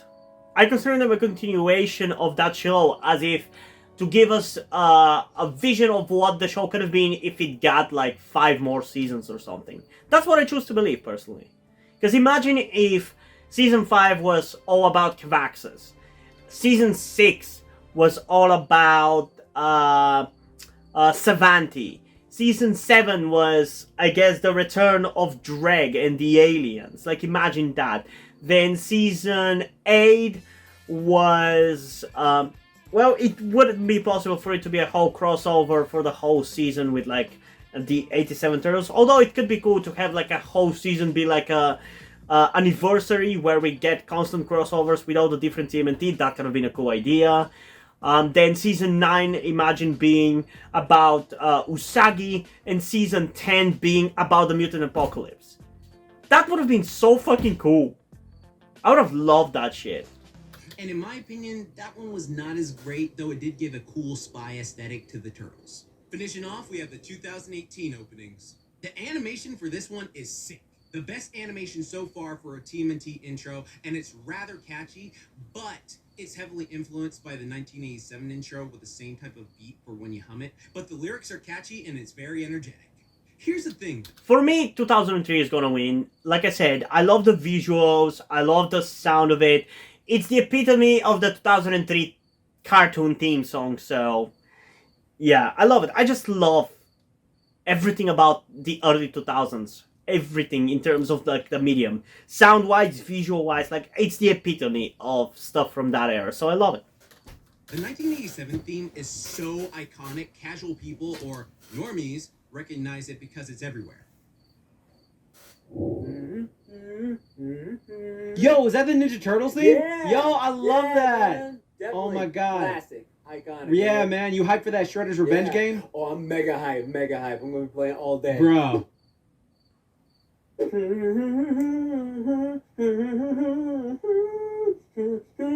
What the fuck are you singing? Ninja Turtles, man. That is not Ninja Turtles. Fuck you! Fuck you to anybody who says that. It's Ninja Turtles. It's the best Ninja Turtles. Yeah, it is. No, it is not. Bro, literally it is. No, it's really not. Ninja You ever Turtles watched is the not. 2003 Ninja Turtles? On Fox Box. Remember that? I know what Ninja Turtles is. That was not the song. All right, that's not. What are you singing?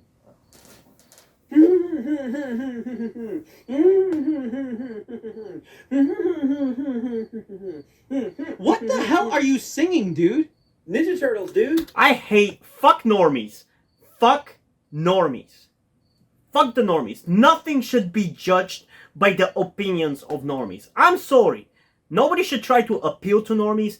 Nobody should judge stuff by the opinions of normies. Normies ruin everything. That is not Ninja Turtles at all. Okay, look, it literally is Ninja Turtles. No, You it ever is watch that not. On a Nickelodeon? Which one? On Nickelodeon, it was like CGI and stuff like that. Oh, that bullshit? You actually like that Okay, crap? but yeah, that was it so was like- ugly, dog. What the hell? You saying that over the classic? What is wrong with you? Fuck the classic.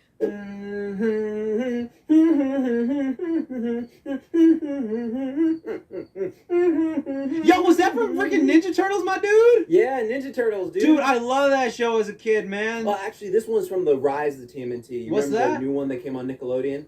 Oh, you mean that ugly cartoony looking one? I mean, it didn't really look that bad. Oh The my character god, designs were I there. hated that crap, dog. It looked so The bad. fight scenes were actually on some Oh anime. my god, it looked like trash, straight trash. Like, how could they do that?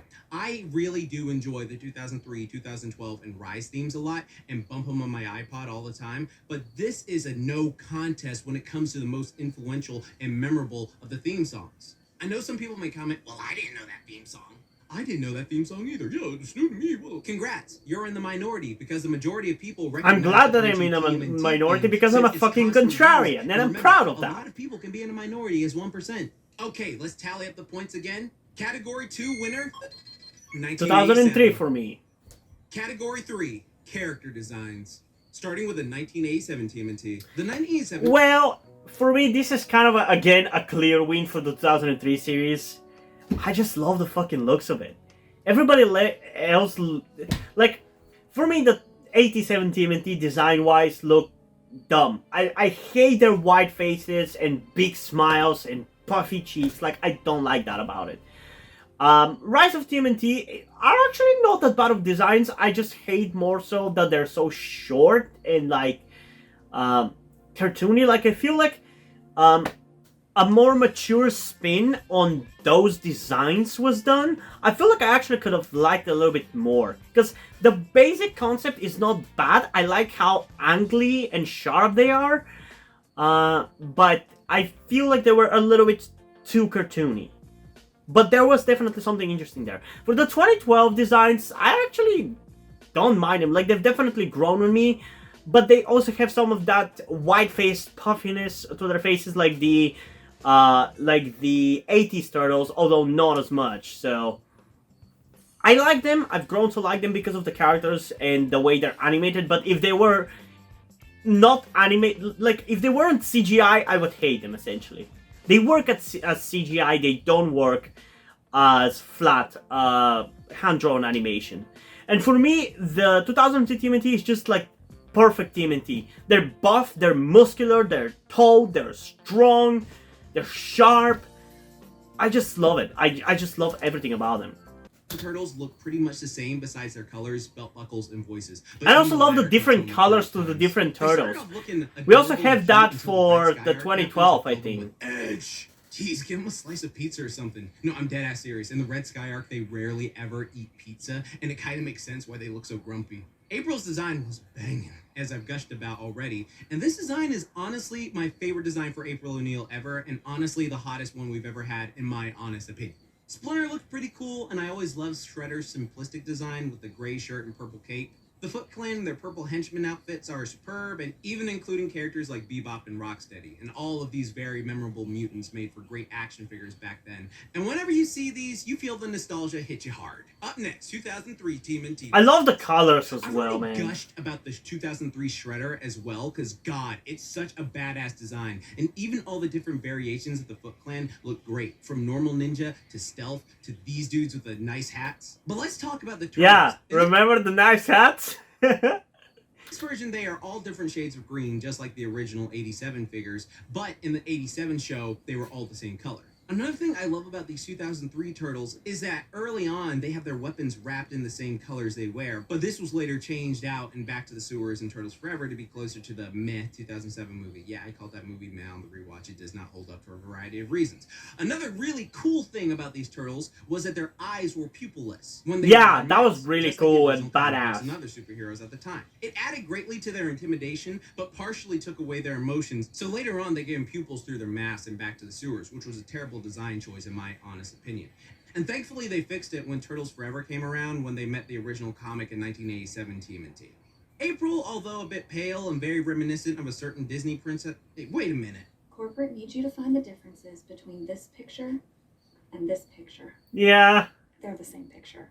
And Casey looked great as well, while Splinter looked decent. The strength I of the agree. series designs was that it blended the seriousness of the original comic books with the colorfulness of the 1987 series. It didn't I agree. try to change anything to the extreme like later iterations, and was solid for the first 5 seasons because of it.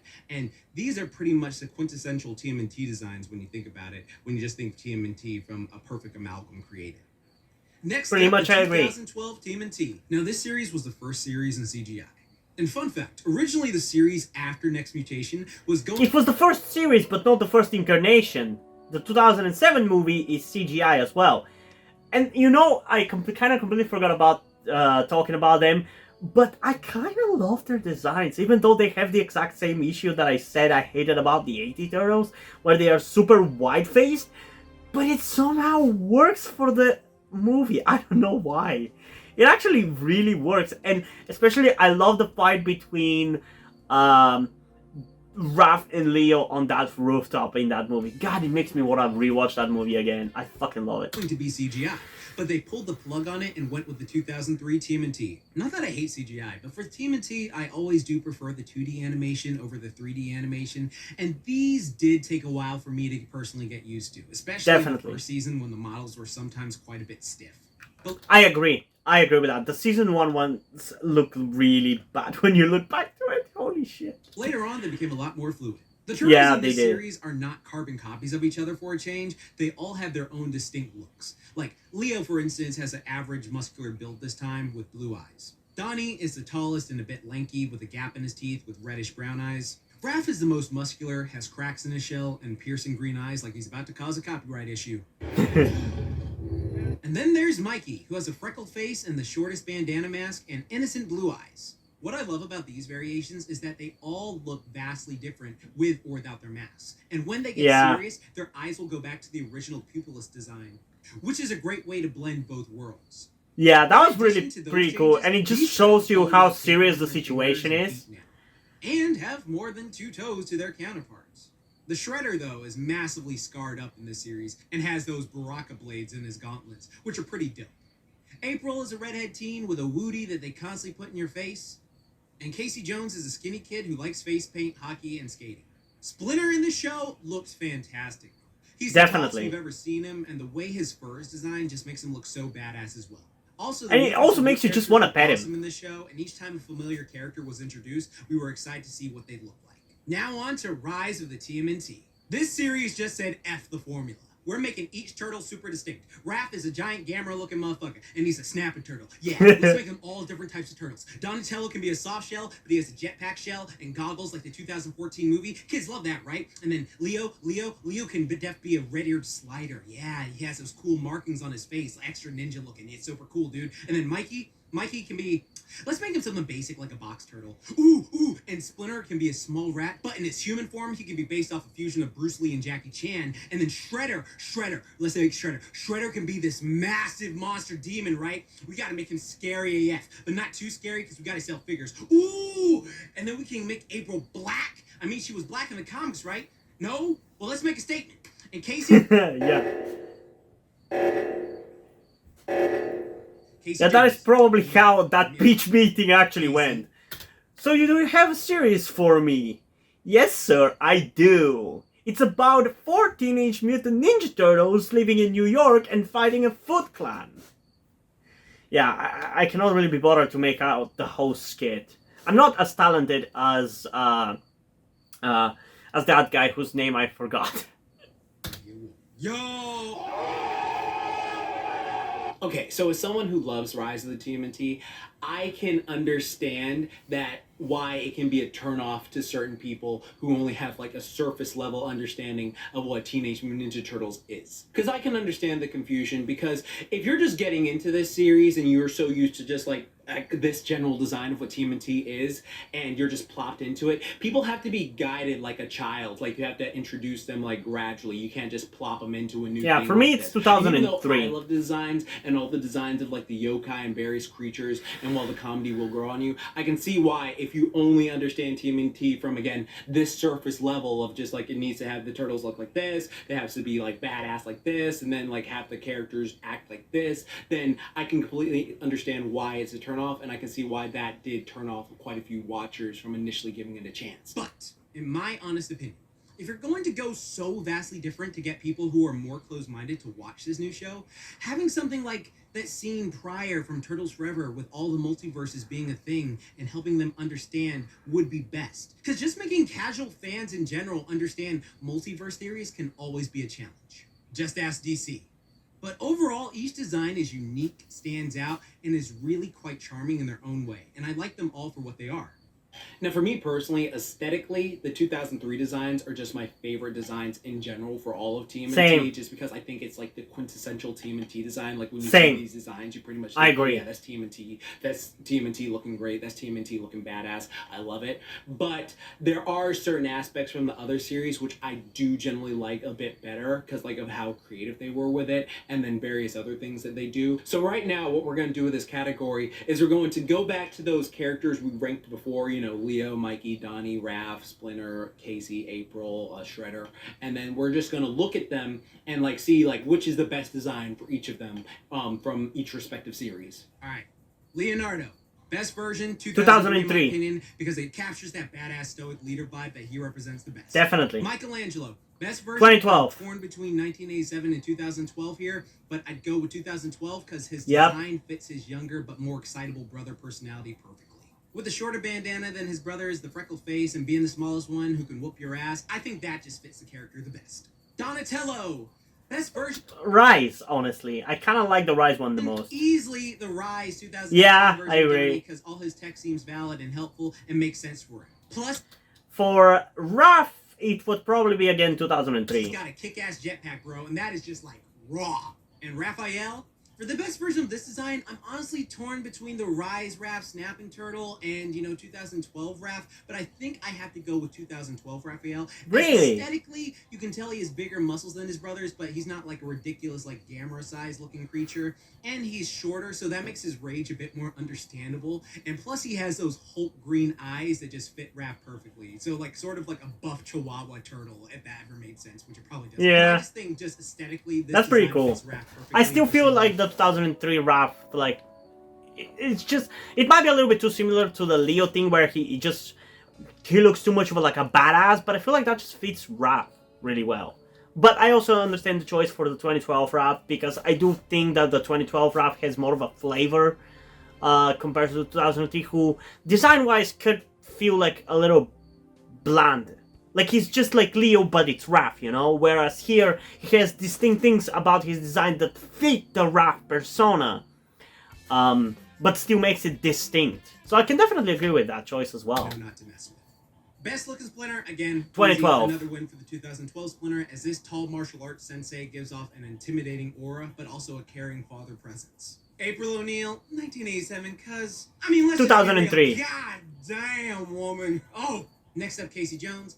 And best design is 2012. because I love the 1987 Casey. Not design. 2012, I 2003, gotta sorry. go with 2003 here, just for the fact that we got to see him look badass in a mask and outside the mask. While the other one looked like Harry Jeremy in a mask. If you know who Harry Jeremy is, you a goat, alright? All my British fans stand up. Treader, why am I wasting time? Y'all already know. 2003. I've had it so many times already. We all know that this is the godliest design ever, this 2003 version, and I'm tempted to give it 2 points, but I've gushed on this version enough. So again, let's tally up the points for this round. Category 3 winner. I'm too lazy to tally It's a up that draw shit. between 2003 and 2012, who both got 3 points each. Now we're on category 4 with the fight scenes, worth 2 points. Let's be real here for a second. 2012. Everyone who watched a certain one knows that this is going to be a blowout, but let's just, talk I about actually, this. I don't know. Let's see it through. Let's start Judge off it. with the 1987 TMNT. Kinda The garbage. 1987 fight scenes were pretty decent in the first 5 episodes. After those first 5, they started using more props to fight instead of their weapons or martial arts skills, and occasionally we'd see an 80s level cartoon strike to knock out opponents, but as the series went on, the fighting devolved, and like I mentioned earlier, they got rid of Michelangelo's nunchucks because they were too violent. A similar thing happened in the original live-action movies when in the first movie, the Turtles used their weapons and actively beat up criminals with martial arts. Well, in the second, they toned it down a bit, so they primarily used goofy things to fight in addition to their martial arts skills. In the later seasons, though, they rectified this a bit since the Turtles were more edgy and had to use their weapons and combat abilities more often to fight rather than using random stuff. But if I'm being real, it wasn't all that impressive. On to 2003 TMNT. This series had much better fight scenes than the 1987 TMNT. They used their weapons. They had Yeah, it took a while for the action to really get good, and in season 1 you still had like some really good action, like in that specific episode that we're seeing right now on the screen with Leo getting fucking attacked constantly by the Foot Clan. Like, that's probably some of the best. That's probably the best fighting in the 2003 series, if I gotta be honest. It's some of the most memorable fighting, that's for sure. The choreography was just on fucking point. But it definitely takes a while for it to get good. But I think it's quicker than the 2012, because in 2012 it wasn't until season 2 where they actually started to be a little more creative with the choreography, with the way the action was being shot and everything. So yeah, I honestly, I'm kind of split on the two. I think, like I said earlier, I might go with the 2003 just because I find it more memorable than the 2012. Whereas, yeah, the 2012 is more fluid, but 2003 is just more memorable. Like, sometimes less is more, you know? Violence, which was more than the 1987 series. But the biggest issue with this series' fights was they were rather repetitive on the rewatch. Sure, there were some great ones, but most of the time the fights went like this. Punch to screen, flash of light, person flies back and lands on floor. Or very rock'em sock'em style combat. Those were cool for the time, and they did have some other cool fight scenes with well choreographed stuff, but it was very much like later on they just get outclassed by a future series.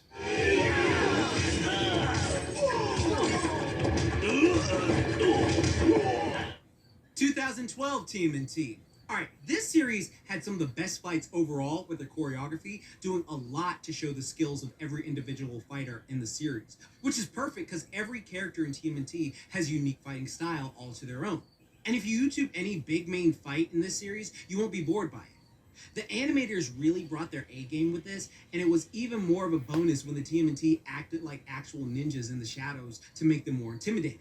I honestly have nothing bad to say about the fights in this series besides the fact that in the first season, due to the early CGI, they were a bit wonky at first. But later on, they became more fluid and a hell of a lot more enjoyable to watch. This series would most def take the win here if it wasn't for the next contender. Rise of the TMNT fights. Yeah, I can kind of agree that Rise fight scenes seem really fucking cool because they're hand-drawn, so yes, that's a plus. They're super fluid despite the fact that they're hand-drawn, so yes, and they're so over the top, so that is like the triple threat there. So I can definitely agree with them being the best, you know? Bro, whatever people think this series lacked, it more than makes up with it with its god tier fight scenes. This show is seriously like if Kill la Kill and Naruto had this mutant baby freak that became a goat in its own right.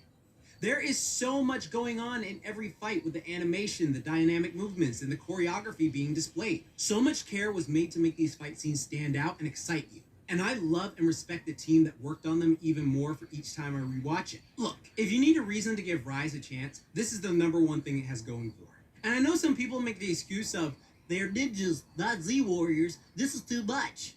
Well, in my opinion, this was a cool way to give Rise its own flair. Because remember, multiverse, and it's cool that this version has its own hype fights. If you want more grounded, realistic fights, there's always Batman vs. TMNT. Which Yeah, I actually really like the Batman vs. TMNT because it does really feel very similar to the 2003 TMNT, both visually with the turtles looking kind of similar, like kind of like a fusion between the 2003 and 2012. Essentially, what the 2012 would look in like the 2003 art style, I guess.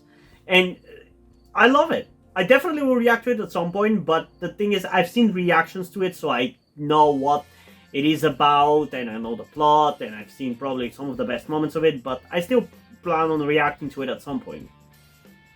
Comment down below if you want to see it sooner rather than later. had great fights as well. But if you honestly don't look at this and go, oh my god, that is dope, then all I have to say is, Shut up, bitch! Category 4, Rise of the TMNT wins this easy, not a contest in the slightest. Let's tally up the points again. It is a little bit too over the top though, so as much as I can appreciate how batshit it is and cool it is, I don't really feel that invested. Like, I can only appreciate it on a very superficial, oh yeah, this is cool level, instead of, man, this really hit me hard emotionally. Like, I was really invested and I'm really happy to see them win, kind of thing, you know? That's why I feel like 2003 is better in that regard, because it made me invested in the characters to the point where, even if it wasn't like the best action or whatever, I still felt it because I was already invested in the characters and the story and the plot. Next up, Category 5, the best overall series and how well it holds up. And as we've seen through this entire video, every TMNT series wins at something for valid reasons. Like, they are really great at what they do. Is 2003. It's the best in that regard because even as an adult you can watch it and enjoy it. It just has the most depth. It would be 2003, if I had to rate them, it would be 2003, 2012, honestly, Rise, and then 87. Categories. So for this one, we're going to be just going over the entire series, 1987, 2003, 2012, and Rise, and just see like, okay, which one holds up the best. Now, again, there are going to be certain things that I just can't cover because I feel like if I covered it, this would be like a 4-hour epic video. And while I would love to do that, I feel like some people will be like, just get to the point. And also, there are so many other videos that have done this so incredibly well, like so many other TMNT videos that I've seen. Like, again, you can find them on YouTube, you can find them on like Google or anything like that, and I think they just do it a great way. But also something I want to mention is I want to keep the mystique of this a bit because I want you to go watch these series for yourself if you're not interested, or if you're a TMNT fan who's just got the surface level understanding. I want you to watch it and be like, oh, okay, I can see what they were talking about here, because each of them have something of quality. So again, I want to apologize if I don't talk about every single little bitty detail, like for certain things, like, oh, why didn't they mention this or this or this? Like, I'm sorry, I just want to say that right off the get-go. But for right now, let's just talk about each TMNT series and how well they hold up. Let's start off this final round with the 1987 TMNT. This show only had 5 episodes in the first season, and they were all following a coherent plotline. We're introduced and we get to see various characters meet each other and find out the main plot for most of the series. What's great here is that each of the villains they introduce are much more threatening here than in later seasons, and actually made Shredder, Krang, and Bebop and Rocksteady a lot more imposing as antagonists. But later on in the show, they become more comedic until the Red Sky seasons. Matter of fact, after season 1, the show started to become a lot more comedy-based and would have the turtles fight with various... Yeah, that's why I feel like that show is fucking overrated. You genuinely don't remember... I bet people who glorify it so much don't even remember what the actual show is about. Like, how can you say you like this as a TMNT fan? I don't understand that, because what about this is TMNT? The jokes? Is that all TMNT is to you? Jokes, you know? Like, TMNT is all about characters, fighting. Yes, the comedy is part of it, but it's not the only thing. And even comedy-wise, I don't think the show is that good because it's just lame slapstick comedy from the fucking 80s. I would say the comedy of the 2012 is probably the best, with the 2003 being close second, and for me, maybe even better because definitely the 2012 jokes, I feel like just go way over the top, so are more memorable. I just like the general personality-based humor of the 2003, where the comedy comes from the bickering between the turtles, just like it does in a lot of 2012, but it just feels like more grounded and more, thus more interesting to me in the 2003 series, the way it's done, the comedy. Them rather than their weapons, and as the series went on, it became clear that most of the characters and inventions introduced were primarily for merchandising, as most of the episodes were very episodic. Though it was cool, they introduced us to a lot of popular non-comic book characters that would be reintroduced in the 2012 show in later comic book runs, and even brought in some characters from the original live-action trilogy, like Toka and Razor, but they were only in there for one episode of season 7. It's always cool to see references like that. The series became full-on comedy in Season 3 and introduced cool characters like Casey Jones, Rat King, and Leatherhead. But then in Season 4, again... Oh, was that the Rat King a second ago? Yeah, that design for the Rat King is actually not that far off of the 2003, actually. Compared to the 2012, the 2012 seems like a drastic change compared to this. Holy shit. I still think the Rat King, the 2003, is like the GOAT for that character, because it's so fucking good. And if you haven't seen how he, like, his origin, that episode is so fucking good, dude. I fucking love that episode. I think I even put it as like my #1 episode of this show. King and Leatherhead. But then in Season 4, again, like I've mentioned numerous times, they replaced Mikey's nunchucks with just a grappling hook, and most of the humor was pretty meh. But we did get introduced to Mona Lisa, who admittedly was fun to rewatch and made me appreciate whenever we saw her in later series. But then we get to Season 5 and nothing really memorable happens and the dialogue is crappy and it becomes very clear this is just to sell toys and... We've got to have money. Season 6 started to gradually improve with better writing and dialogue, and most of the eps were pretty fun to rewatch. Season 7 was another massive improvement and had certain episodes that made up for the abomination that was Teenage Mutant Ninja Turtles 3, the movie. They also had this weird season called the European Vacation season, which they marketed as Season 7, and where certain actors didn't reprise their roles as certain characters. And the season was honestly, it was pretty mid, not gonna lie, it was pretty mid. But we had a cool segment where the TMNT actually get mistaken for the artist they're based on, and the hijinks I found fun to watch. We also had meeting the Triceraton alien race, which we get to know a lot more about. Wait, the Triceratons were in the original series?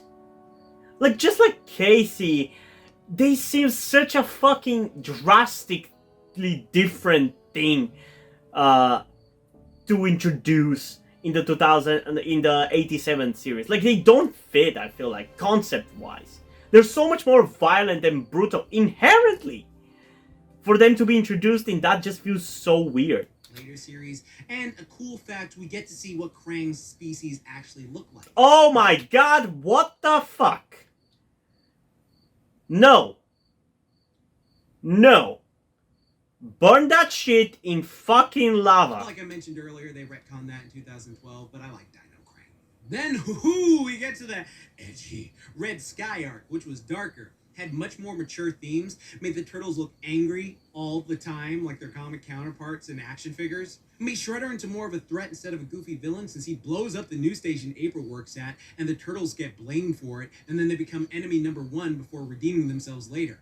And it gets to this point that I really enjoyed, where they start questioning why even help people if they think they're monsters, and the comedy noticeably went downhill. Now, this is the problem I think 1987 TMNT faced. So basically, they started off as an action cartoon with some comedy, and then as later seasons progressed, it became more of a comedy series with a lot of action. So when they go to this tone shift of the Red Sky arc, where they go from this to this, like, the tone shift is just so incredibly massive. Why is that every single TMNT has to go through some fucking bullshit by the end of it. 87 went super edgy. 2003 went super kiddie. 2012 went Elseworlds, and Rise didn't even get like an ending or whatever. I think they're gonna be getting a movie or something. I don't know. But like, TMNT really has trouble with fucking ending properly for whatever reason. That a lot of people were actually off-put by it. But what's interesting is the Red Sky Turtles are actually more in line with how the Turtles actually looked in like the freaking original comic books, the video games, the action figures, the live-action movies, and stuff like that. That more aggressive, serious look. But if you're only a fan of the 1987 and you're used to like the cutesy look, and like, you know, you see them teaming up with Alvin and the Chipmunks, you see them on freaking snack containers and stuff like that, then you'd be like, okay, why is this stuff taking itself too seriously? And that's actually what happened with the Red Sky arc. It lost a lot of fans because they felt it was taking itself way too seriously at this point, which is kind of sad. Because here's the thing about the Red Sky series, while it was not great, it wasn't like by no means like god-awful terrible. It wasn't like, oh my god, I hate this with a rage of 10,000 suns, like certain other series we will get to.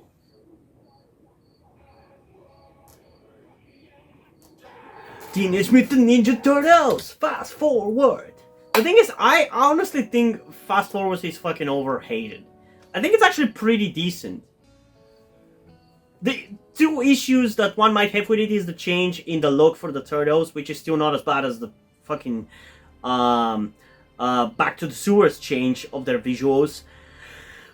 And the fact that the more technology and scientific kind of inspiration for stuff doesn't really replace the more occult and darker stuff that we had for the previous 5 seasons. I still think it wasn't a bad decision, because eventually the darkness and brutality was gonna get old. So them switching it up was fine. It's just that they didn't really get enough time to really go full out with it. Because if you compare Fast Forward to season 1 of the 2003 series, well, yes, the 2003 series season 1 still comes out on top as better. It's not as dark, anywhere near as dark as like season 4 of TMNT 2003. So, if you want to criticize Fast Forward, I feel like you really gotta compare what it would have become 4 seasons in, you know? But then in season 9, we get introduced to Lord Dreg, voiced masterfully by Tony J. And he becomes a much more intimidating final villain than Shredder was. In addition, we Oh, what, Lord Dreg is the final villain of that show? Allied to the Turtles, who are undergoing mutagenic Hulk out, turning them into monsters which they gotta find a cure for. And this storyline goes on for a while, until in the final season, the Turtles finally defeat Dreg, Krang, and Shredder, and Master Splinter tells them that they are all now masters, and he has nothing left to teach them. And that was all of the 1987's TMNT. Overall, it has its merits, a lot of great comedy, lovable characters, and great scenes, but it's by no means a masterpiece without your nostalgia goggles on. It really Yeah, was a product of definitely. the 80s and meant to sell. If there's one show out of these that really needs your nostalgia goggles to watch, it's this one. Merch, but later on came through by adding an overarching story. Though a lot of the episodes left a lot of plot points unresolved or just ignored the next episode. Like, for instance, the ep with Mona Lisa. She shows up at the end like she's gonna stay with the Turtles and be like a regular, but literally never shows up again. I mean, to be honest, that's true for the 2012 as well. She decides to stay on Earth, and then she doesn't show up for the next, like, 9 episodes. Same with Toka and Razor. They like hint that Toka's gonna come back in the later episode when Razor goes to rescue him, but it's never resolved on screen. There were a ton of episodes like that. So overall, if your nostalgia bug is kicking in, or you're a kid who's like interested in the original TMNT, those first 5 episodes still hold up tremendously. But later on, I will just be upfront about it. Those episodes don't hold up as well during certain times. Now, there are tons of people who will say they will, but again, like, notice if you're wearing those nostalgia goggles, because they do have such a great effect on you. Ninja Turtles. Turtles Now got onto the it off! 2003 TMNT, one of the most beloved series for TMNT, and rightfully so. Like, this series has like great characters, great art, great action, great story, all engaging to a certain level until, like, we'll get to that. This series starts off incredibly strong, reintroducing us to these new versions of the Turtles, their allies, their enemies, while also introducing us to new characters. And honestly, it still holds up tremendously well. This time around, there are no Bebop and Rocksteady henchmen, but they give nods to each of them. So if you love the comics, the video games, the live-action movies, and the action figures, this show came back with a force because it would straight up adapt certain comic book issues into full episodes and even do that's pretty references and cool. nods to previous Ninja Turtle work. Heck, they have an entire ep in honor of Jack Kirby with him and Donatello hanging out that was really well done. Season 1 of the show primarily focused on the TMNT meeting familiar faces and showing us just how intimidating this new version of Shredder was. The story tones were darker like the Red Sky arc of the 1987 cartoon and the original comics, but not so dark that kids would be traumatized by it. Are you sure about that though? Because like by season 4, Jesus goddamn Christ. There is a lot of great action, writing, and story that goes on in this season that I had fun rewatching. From beating up the Purple Dragon Gang, Baxter Stockman and his bouncers trying to take them down early on, and to see Baxter fail and get punished by Shredder and the Big Muscle Man Hun over and over was played off as dark humor, but honestly, he was an unlikely character I always had a lot of sympathy for, especially later on. He was a scientist with selfish goals, sure, but seeing Shredder mutilate him each time he fails to the point he was just left a brain in a jar was just sad, to be honest. The Fly one from the 1987 series got off easy in comparison. We also Definitely. saw Leo get effed up just like in the comics and how Raph did in the first movie before healing and coming back stronger. And season 1 ends with an all-out assault on Shredder's headquarters, fighting everything and every creature and every mystical being he can throw at them, before a final confrontation with Shredder being decapitated by Lee. Before his body walks off, indicating he's more than meets the eye. But also during the final battle, they temporarily lose Splinter before tracking him down to this TCRI facility. That's the Ooze place that turned him into mutants. And they proceed to meet the Utrom, these Krang-looking aliens who are trying to heal Splinter, and fun fact, Krang actually makes a brief cameo. I hate walking on my tentacles. Oh, shut up, Craig. But a mistake happens That's and they get interesting. I transported never across noticed the that. galaxy to the end of season 1 on a cliffhanger.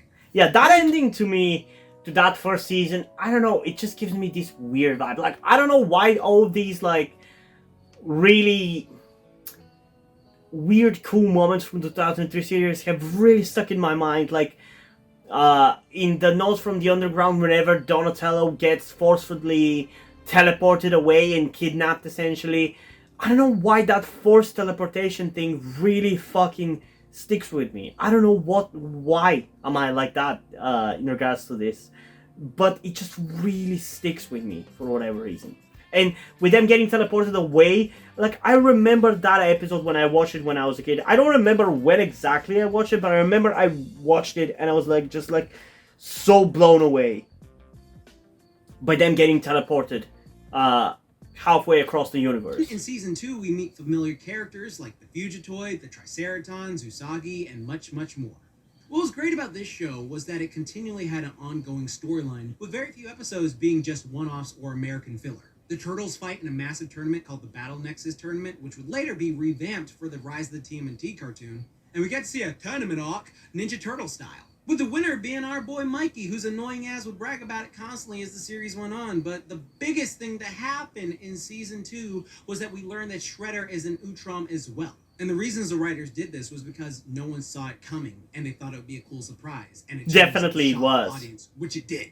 So many were mixed on this change that they did with Utrom Shredder, myself included as a little kid. Like, I was just like, why the hell did they turn him into a freaking Krang? How dare you disrespect Shredder? Like, Shredder's supposed to be this badass martial artist whooping turtle ass. But all the stuff they did with Utrom Shredder more than made up for it. Like, this guy is basically a metal tank. With I honestly arts find the skills fact that whooping- he is also an Utrom just more entertaining than him just being a human.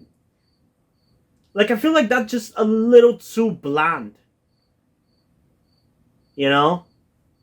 these turtle creatures and other mutants like with ease. Like, he was such a badass force of nature in this show. We also meet Karai, Krell's adopted daughter, who he taught martial arts to, and became his most trusted ally.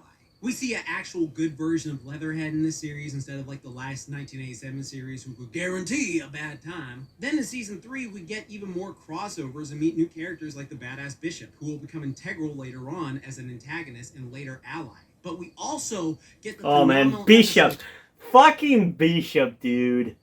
I fucking love Bishop. He's like the best character of TMNT.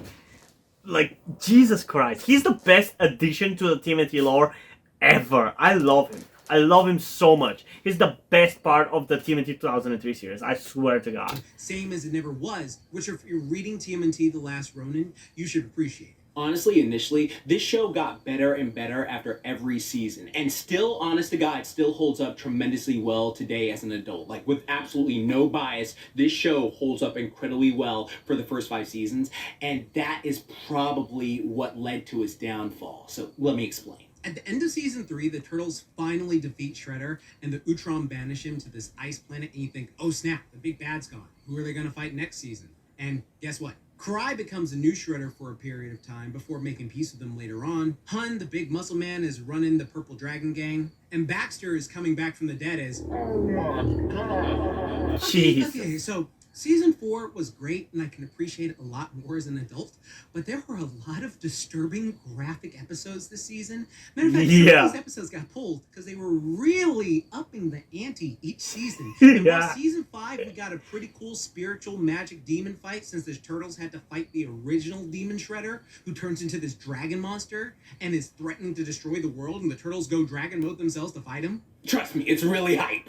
It is. Showing season 5 for, here we go, Teenage Mutant Ninja Turtles Fast Forward. This is when the show took a noticeable drop in quality, since it had to be a lot more kid-friendly, and so the writing and dialogue was pretty mid, like other 4Kids cartoons at the time. The villains and characters introduced had their moments, but weren't all that, and it was, very goofy. Now, if you were a kid during that time and rewatch it with nostalgia goggles on, I can see you having a fun time. But if you're trying to watch it just... Fast forward, I still will give a fast forward a pass. I still think it's a very decently entertaining, pretty cool concept. At the very least, like, it's cool to see the Turtles in the future. I feel like the resolution kind of ruins it a little bit, but concept-wise, I think it had a lot of fucking potential.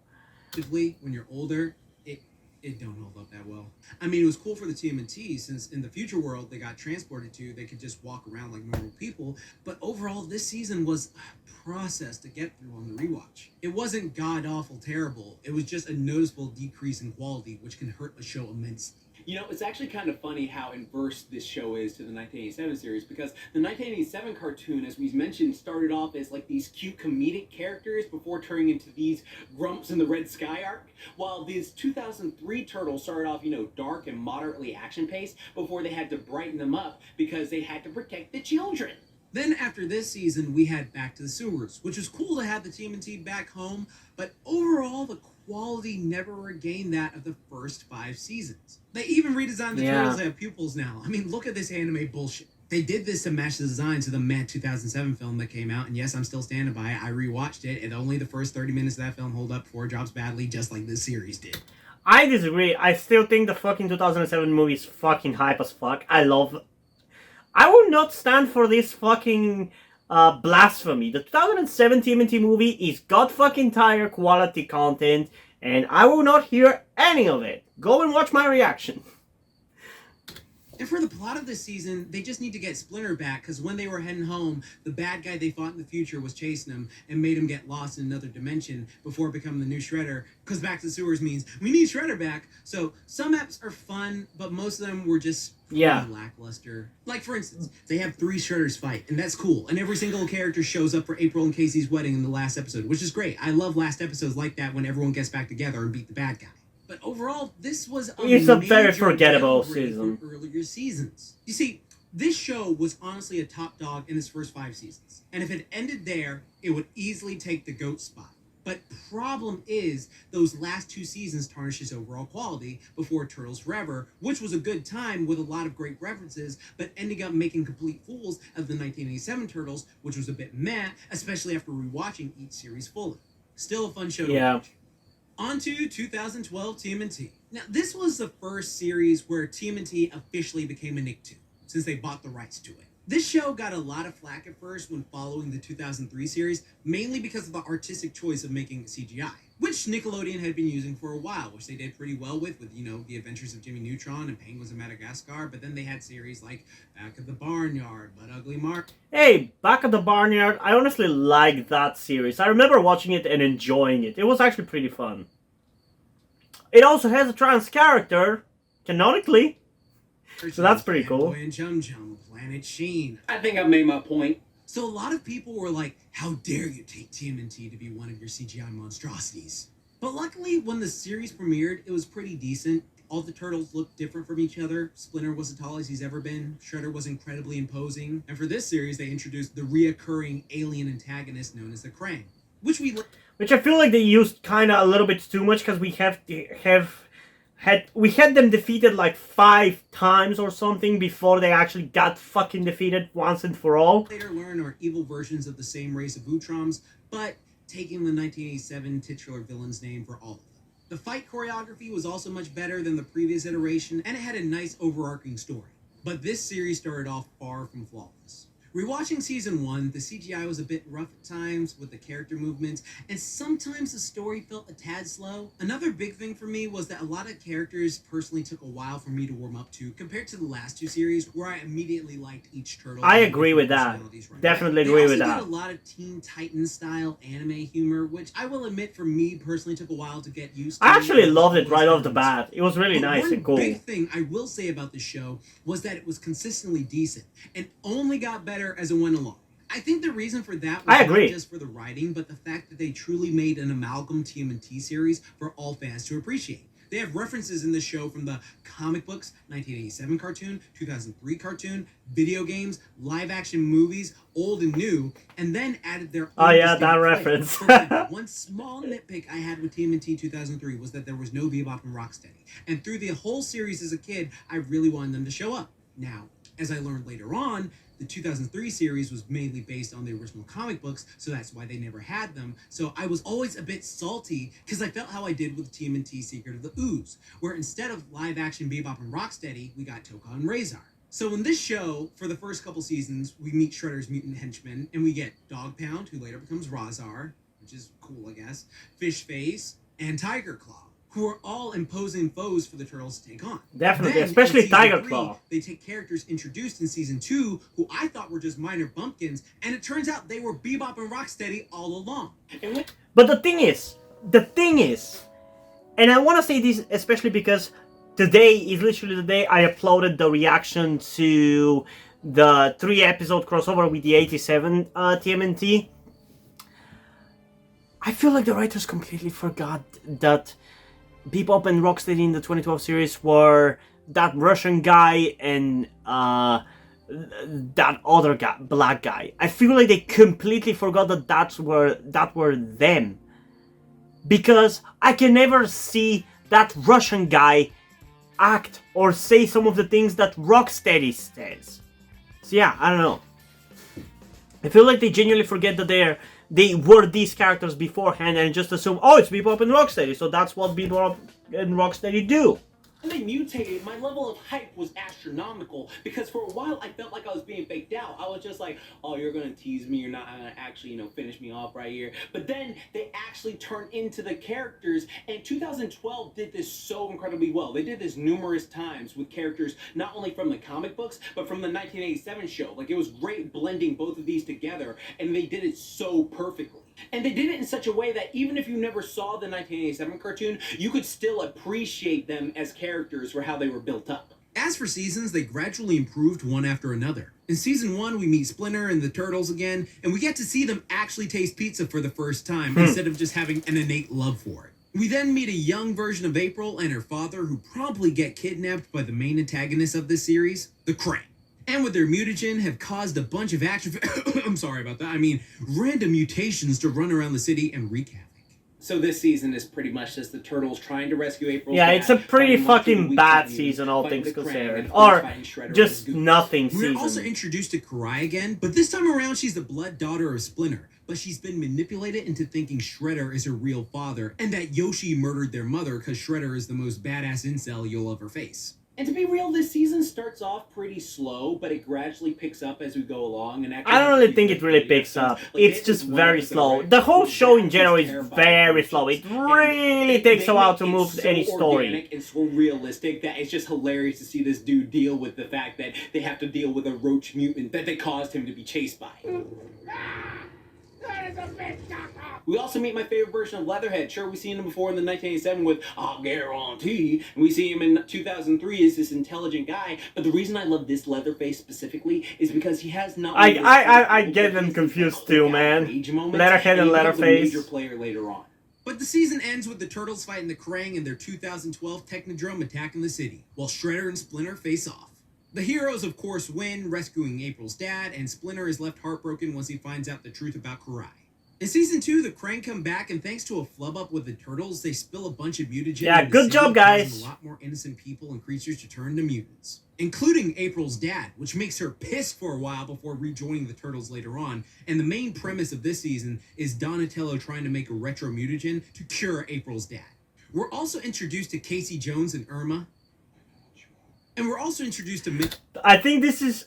I don't know if this is where I got spoiled about the Irma review or whether I remember watching it on TV, but goddamn, that was such a cool review, and how I remembered it right as it was happening when I was doing it for the channel. New awesome mutants such as, Slash, a familiar face from the past, and of course the Mighty Mutanimals before they become that team in Season 3, various aliens, and villains from previous generations like a terrifying version of the Rat King and Flying Baxter Stockman.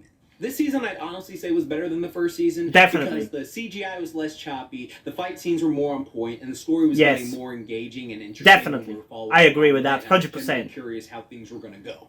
Like, one of my favorite things this season is when Karai learns that Splinter is her father. And because of how she was raised and trained, she doesn't believe it right away. So the way she reacts is very realistic and organic. And she has to be guided to believe it. And then when she finally does realize that he is her father, it's a very beautiful scene. And the thing about this show is, like, the emotional moments like that are so organic and well done that I really do appreciate it. They also cure April's dad this season, but inversely, Karai gets mutated and becomes this snake mutant hybrid, and things go to crap when we find out that Shredder and Krang have actually joined forces, thanks to this bitch Irma, who actually turns out to be a Krang herself. And yet this one can speak pretty fluently, instead of in the robotic tone that the other Krang do. 80s Irma is disappointing. That was actually a pretty good imitation of that voice, actually. Holy shit. And get this, he's voiced masterfully by Iago himself, Gilbert Gottfried. I love Krang Supreme. He's such a fun character, man. I said it in my Plummies Thoughts on TMNT 2012 video, but he's like probably my favorite villain of this show. He's just so fun to watch. He's entertaining as fuck, and his banter with the other Krangs, and just his jokes are hilarious. Alright, so everything is going crazy. Krang is attacking the city, and the Shredder is insanely driven to murder the Turtles and Splinter. And in the Season 2 finale, we see Leo put up such a phenomenal, intense battle before being crippled by the Shredder and being thrown through a window completely incapacitated. Shredder also completely bodies Leatherhead in a fight and throws Splinter down a drain while the Turtles look on in horror. And Raph's rage and sadness can be felt permeating through the screen while they escape to April. Yeah, I remember that. This season finale kicked so much ass, and it proved that the 2012 series was absolute best at making you feel not only empathetic, but emotional. And also it had, like, superior... Then comes the first couple of episodes of Season 3 where shit really ramps up for enjoyment. Capitalize on the fact that the emotional scenes that this show brings... I'm going to go further in depth later on, because if people who've watched it, you already know what we're going to talk about. Like... it does it so well, and I would say it's vastly superior to the others in that regard when it just comes to pure emotional scenes. Like, sure, there were emotional scenes in 2003, and heck, there was a couple in 1987, but, like, nothing to this level where it's like, I feel this, like, as a piercing stab to my heart. Season 3 starts off at April's house in the woods, and I actually love these batch of episodes because they reference certain horror movies I love. I love it as well, so fucking much. I love Friday the 13th movies because of Jason, and they fight a Jason-esque monster. They also fight Dream Beavers, voiced by, get this, Robert Englund, aka Freddy Krueger, and John Cass. Oh, I didn't even realize that! And the fucking nails! Not nails, yeah, I mean, yeah, nails. Like, their fucking nails look like the glove! That was so oh my god, that episode just got even better. Holy fucking shit. And I honestly really want to rewatch my reaction to that episode. I just love it so much. Like, it's such a hilarious episode. It's probably the funniest episode of this show. Here, the voice of the Crypt Keeper from Tales from the Crypt. This is where they changed Leonardo's voice actor to Seth Green for the rest of the series, and I honestly really liked his version more than the previous version. I agree as well. Because not only was he more serious, but he was also hella nerdy still, and it was just perfect for this version of Leo. They go through training scenes, come back, find Splinter, and come up with a game plan. And there are just so many solid episodes in this season. From Bebop and Rocksteady's first appearance, the Purple Dragon Gang getting Hun as their new leader, who's pretty much just an evil Bruce Lee. The Mighty I'm not really a big Turtles fan of that gang, Hun. A time travel episode where the Turtles go back and get to see how Hamato Yoshi, Splinter, and Oroku Saki Shredder fought over Tang Shen. Season 3 of TMNT 2012 really kicked things into overdrive, that's for sure. Season 3, Season 4, and Season 5 are like every single one is better than the last one, for sure. Introduction of the most intimidating Triceratons yet. Again, when rewatching this season, I was invested for a majority of it. Like, there were only a couple times where I was like, all right, this is dragging a bit. I don't like how this is going, or this is a bit irritating. But for majority of the season, I was invested. And it just gradually improved in the writing and the story as we were going along. The season ends with the Krang getting banished back to their home dimension, and it also ends with this massive battle of the Triceratons trying to activate a weapon that will eradicate the Earth, and the Turtles Yeah, that was have to kind of team up with the insane, Shredder man. to Holy stop them. shit. But Shredder, being the scumsucker he is, kills Splinter, quote unquote, and the planet apparently blows up before Scrooge McDuck, the Fugitoid, yes, the Fugitoid, Dr. Honeycutt. David voiced by Tennant, David yeah. Tennant himself, Took me a while rescues to them realize help him stop the until actually you Triceratons by guys going told me back in time that 6 it was months fucking David Tennant, and once I realized it, I couldn't stop thinking about it. prior, and this takes them into their space season, and technically their final true season. Now, Season 4 I actually really like a lot because we get so much quality stuff. Such as the Turtles crossover we should have gotten in Turtles Forever. With the 80s Turtles actually being competent, we get a bug version of Lord Dreg back, a space street shark bounty hunter, Raph's girlfriend Mona Lisa voiced by Zelda Williams of Kuvira fame, Snake Karai and her girl Shinigami becoming allies, giant-ass Toka, Super Shredder, and an amazing final battle. Season 4 for the 2012 series gave some of the highest highs and most emotional Definitely. moments I've ever I seen agree. in any TMNT series. Again, after watching through all of them back to back, I can without a doubt say, without hesitation, no cap, this one dominates when it comes to emotional content. Again, not 100% perfect, there were some flops, but this season had some emotional moments that had my grown ass crying hard. I didn't Just from cry, how well but they I built these definitely scenarios and loved being the invested in fourth these characters season. for so long. The main points of this season were the space travels to stop the Triceratons from destroying Earth, reuniting with Splinter again, April dealing with her powers that I mentioned earlier, and of course the final battle with Super Shredder, where Saki's mind has deteriorated so much from losing his adopted daughter, being wounded by Splinter, and then being mutated into a monster that actually ends up taking the life of Splinter for good. And this genuinely shocked me. They did fake out deaths all the way through the series with Splinter several times, but to see the Master actually die and become this Force Ghost mentor. Yeah, but the thing is, what was the fucking point of killing him if they talk to him like 3 or 4 times afterwards? I talked about this in my reactions, but god damn it. It kind of destroys the whole point of the fact that he's dead. Not having the ability to talk to him would have felt more impactful. Like, even thinking about it, having Leo try to talk to him, like talking to himself and wanting to talk to Splinter, I feel like that would have hit harder. Like, even thinking about it makes me think that it would have hit harder, because I've had moments in my life where it's kind of silly as a comparison, but once I lost my first ever cat,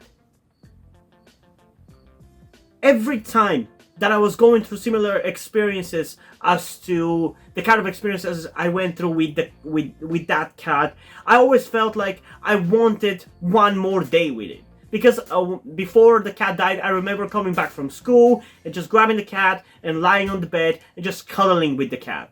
But once the cat was dead, I obviously couldn't do that, and I always wished that I could. Like, that emptiness of losing somebody or something like that. I feel like the show really kind of didn't capitalize on that, because they had Splinter show up right after he fucking died. And I feel like that would have really solidified that death as that much more impactful. Was something I commend them for having the balls to do. The season ends with a final battle. I definitely commend them for having the balls to do that, because I've always said that I want that to be part of the canon story of TMNT, like somebody from their friend group dying. I don't care who, but somebody from the main With characters. Leo and Shredder, where Leo kills it. And so the city is saved, the bad guys are defeated, and this is pretty much the series finale since everything was wrapped up. But they gave us one more season called Tales of the Teenage Mutant Ninja Turtles with a bunch of side stories, including Shredder and Splinter coming back from the dead thanks to a demon resurrected by Tiger Claw, a Mad Max Apocalypse style episode, portal hopping to meet our boy Usagi again, and then ending with a crossover with the 1987 TMNT where the 80s Shredder wants to hire the 2012's Bebop and Rocksteady, while the 80s TMNT learn how to be great fighters, which again I didn't care for because it made the 80s TMNT seem like they were less competent when in previous episodes they showed they were very competent. Overall, this series was good all the way through, but I wouldn't say great all the way through, or like just be an overall great series in that regard. Like, it did improve season after season, but there were some pieces where I was like, okay, this was never resolved. These things just weren't that well done. It's definitely a consistently good series with some really great stuff. But it's just that. It's just like consistently good, not consistently great. Whereas the 2003 is consistently great. So I think 2003 just wins. And this could have been done a lot better. But I would recommend it to anyone who wants a solid good time watching a Teenage Mutant Ninja Definitely, Turtles I would recommend it as now well. To the most recent TMNT series, Rise of the Teenage Mutant Ninja Turtles, which is the shortest TMNT series to date with only just 2 seasons. Now, because this certain series is so short and easily rewatchable, hell, they have a movie coming out later this year, I'm not going to go super in-depth with it, as I did with the ones that were like 100 Wait, do they have the movie already? I thought they were going to be having it. I guess, I don't know. But with that said, I'll tell you what you get with this series. As I mentioned earlier, this series got a lot of flack from the majority of people initially. The character designs, personality changes of mainstay characters, and very Nicktoonish comedy all around. This show, after watching it... Sorry for yawning so much, but I'm a little tired. It's been like almost 3 hours of doing a reaction The to turtles this. in this show have magic, superpowered weapons, fight a dude named Baron Draxum for most of it, and encounter a ton of interesting villains from recognizable faces like the Purple Dragons who became more tech thieves than gang members, Baxter Stockboy, a brilliant take on Baxter Stockman, a magical hippo, a worm reporter, Flaming Foot Ninja, not like that, a Gordon Ramsay monster pig, and the Battle Nexus tournament is hosted by a sexy spider lady that makes me want to go back to watch Monster Musume. Don't you judge me. And tons of other mutants which have their own full-fledged society called yokai, which is a brilliant reference for people who know the lore of the yokai and what we've heard the turtles called before in previous series. This show is mostly comedy with god-tier fights. So if that appeals to you, you're gonna love it. Not really The though. problem with I Fantasy like Show is for people who action are expecting the shows, same not initial comedy story shows or quality action of comedy TMNT shows. 2003 and TMNT 2012 right from the get-go. And it does get pretty goddamn great later on, but the majority of the first season is just the turtles going through random Monster of the Week creatures with a ton of comedy that will either grab you or make you roll your eyes. That's a sad reality with this show, though. Like, there is so much greatness in the comedy, humor, and most definitely the action. But if you're trying to get someone new to watch it, it's understandable that the over-the-top goofiness can be a bit off-putting to certain people. And that is a shame, because, like, it is one of those shows you really have to stick with to get to the treasure at the end.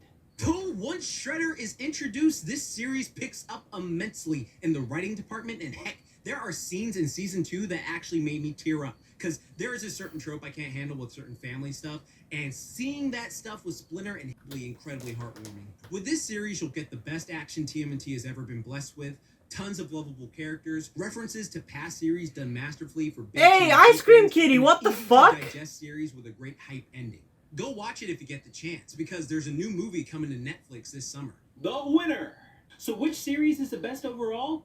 Again, I had so much trouble picking through this because each of them greatly win in various categories. 1987 has the most iconic theme song that's become a mainstream pop culture reference just every time. Yeah, and so fucking what? Just because it's the first thing that made it popular doesn't mean it should be fucking glorified. Cool, you made it popular. That doesn't mean you're the best. You didn't make it popular because you were the best, but because you just caught the zeitgeist, you know? It just, you were at the right place at the right time with the right vibe or whatever. Work and best atmosphere for the Teenage Mutant Ninja Turtles that we've ever seen so far in an animated series. 2012 has bar none the most impactful emotional moments in any of the TMNT animated series, and this show had so many moments that made me just shed man tears. And Rise of the TMNT easily demolishes even some top tier anime with their fight scenes and just animation in general.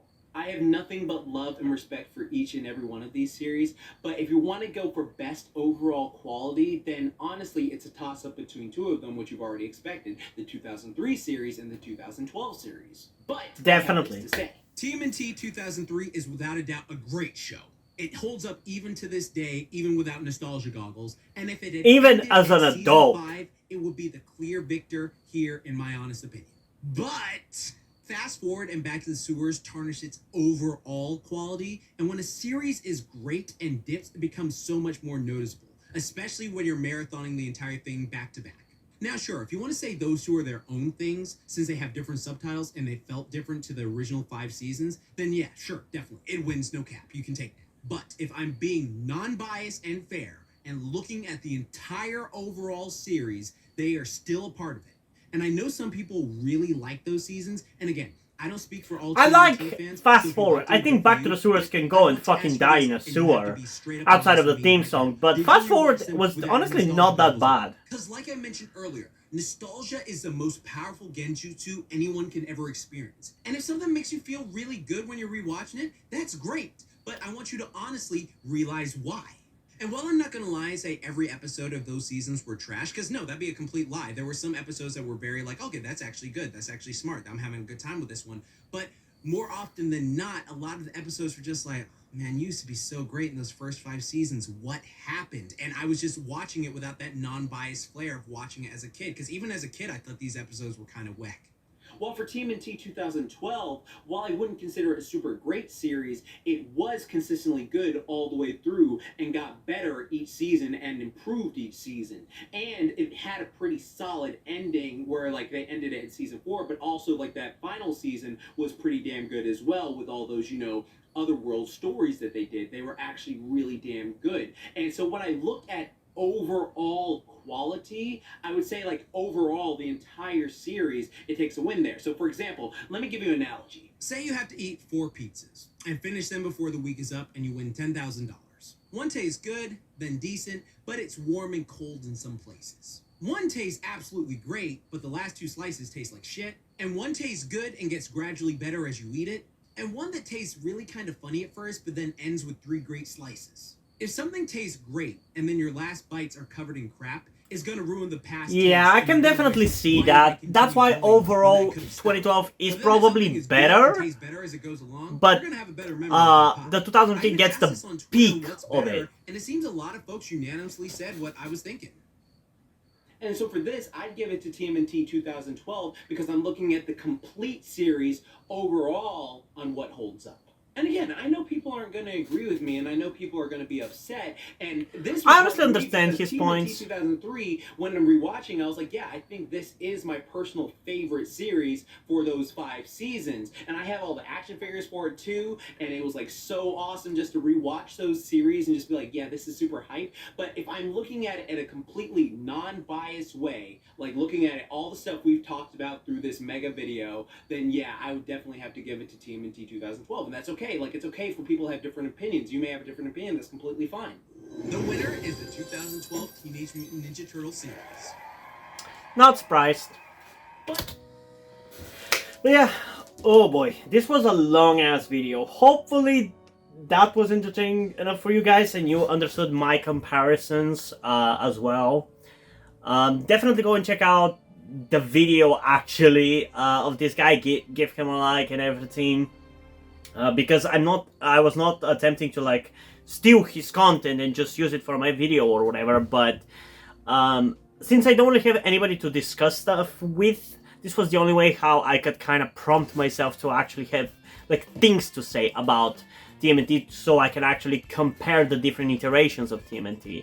And yeah, every single one of them has something going for it, something that makes it stand out from the other ones, and something that is really good about it. There's something to like about all of them, but there's definitely ones that obviously appeal to me more, that I like more, and 2003 is still the one that I truly love.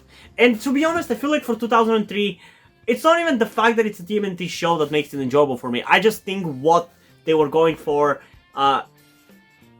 in terms of the writing, the visuals, the concepts, of characters and stories were good enough that even if it wasn't TMNT, I would have liked it, because I became a TMNT fan because of that show. Not the other way around. I didn't watch it because it was TMNT. I became a TMNT fan because of that show. So yeah, I love that show. I love TMNT 2012, and I'm kind of interested a little bit to check out TMNT 2018. I think that's when Rise started airing. So yeah, maybe we could do that at some point in the future if you guys are interested in that. So comment thoughts down below. But yeah, in general, comment what do you guys think about the different iterations of TMNT and how they compare, and let's have a discussion about it. And also, before we end this video, I just want to give a huge shout out to my currently 2 patrons on Patreon, Deadpool and Justin. Thank you guys for your support, I really appreciate it. It really means a lot to me. You have decided to support me, you have continued to support me such a long time. Hope you continue to enjoy my content, continue to support me going forward. Thank you very much. And now, before we end this video, I just want to talk about something to you guys very quickly, which some of you may or may have not noticed before or know about me, that being the fact that I am trans. And yes, this may come as shocking to some of you because I don't really flaunt it that much on my channel, or at least I feel like I don't. Outside of like my K-pop reactions, which is where I feel like the most comfortable being myself like this. And yeah, I am in fact trans. I'm not necessarily full-on male to female, but I heavily want to transition to being pretty female. I do consider myself more non-binary though, or maybe gender fluid would be the best descriptor as well, because I do have occasional moments where I feel fine being like just a normal guy, but most of the time, like right now, I do feel very dysphoric. And that's why I'm asking you guys for any help that you can give me, because my situation right now, I don't really see any way outside of you guys' help. Because, and this is gonna be kept short and concise, I live with my parents. They're never going to accept me as a trans person. They just never will. And as a matter of fact, back when I started the YouTube channel, I was actually kind of slightly starting my transition back then, with like starting to grow out my hair. I even got to DIY HRT, but because my parents started noticing certain things like my behavior had changed a lot and my clothes had changed a lot, I kind of had to stop doing that because they were constantly nagging me about cutting my hair and just started to kind of be threatening in a certain way, and felt like they were ashamed of me and everything. And that just kind of stress just tired me out to the point where I just gave up. But as dysphoria goes, it just doesn't go away, you know. I still feel like this, and in fact it's somewhat been intensifying again recently, so I just wanted to share this with you guys. And again, I would really appreciate any amount of support you can give me in regards to this, because I just don't see any way out of this. Because even if I moved out of my parents' house and got myself a job and everything, that's just not gonna work for long-term planning, because once I transition, it's like I probably will not be able to get myself a job, because my country is very transphobic. Nobody gives a shit about LGBT people at all. So there's not even much I can do even in terms of transitioning here. So yeah, I don't know. I just would appreciate any amount of support you can give me, be it monetarily or in any way otherwise. And this is not about boosting my channel or anything, or guilt-tripping you with my sob story. I just wanted to get this off my chest and make my subscribers aware of the situation that I am in, and that I would appreciate anything that you guys can help me out with. It would mean literally everything. Like, for example, a friend that I made after starting this YouTube channel, my good friend Yuri, has been helping me out a lot. And I genuinely might have not been here if it wasn't for him showing up and befriending me. So yeah, this just went a little bit longer than I intended, but I would just really appreciate anything you can support me with. That's kind of ultimately what I'm trying to say. And yeah, hope you guys enjoyed this video, and if you did, please leave a like, subscribe. Also, check out the description to my Twitter if you want to follow me over there, and to my Wattpad where I post my stories, because in addition to doing all these videos on my channel, I'm also a writer. And if you enjoy my stories or simply enjoy my videos, you can head over to my Patreon or to my Coffee account, where you can pledge support and help get the channel going, help support me so I can keep writing stories you enjoy. But if you don't want to do it, that's completely fine. You can still help me out in other ways, like liking this video, subscribing to the channel, and especially sharing this video with someone who you think might enjoy it. And I think that's pretty much it for this video, so hopefully I'm gonna see you in the next one. Bye!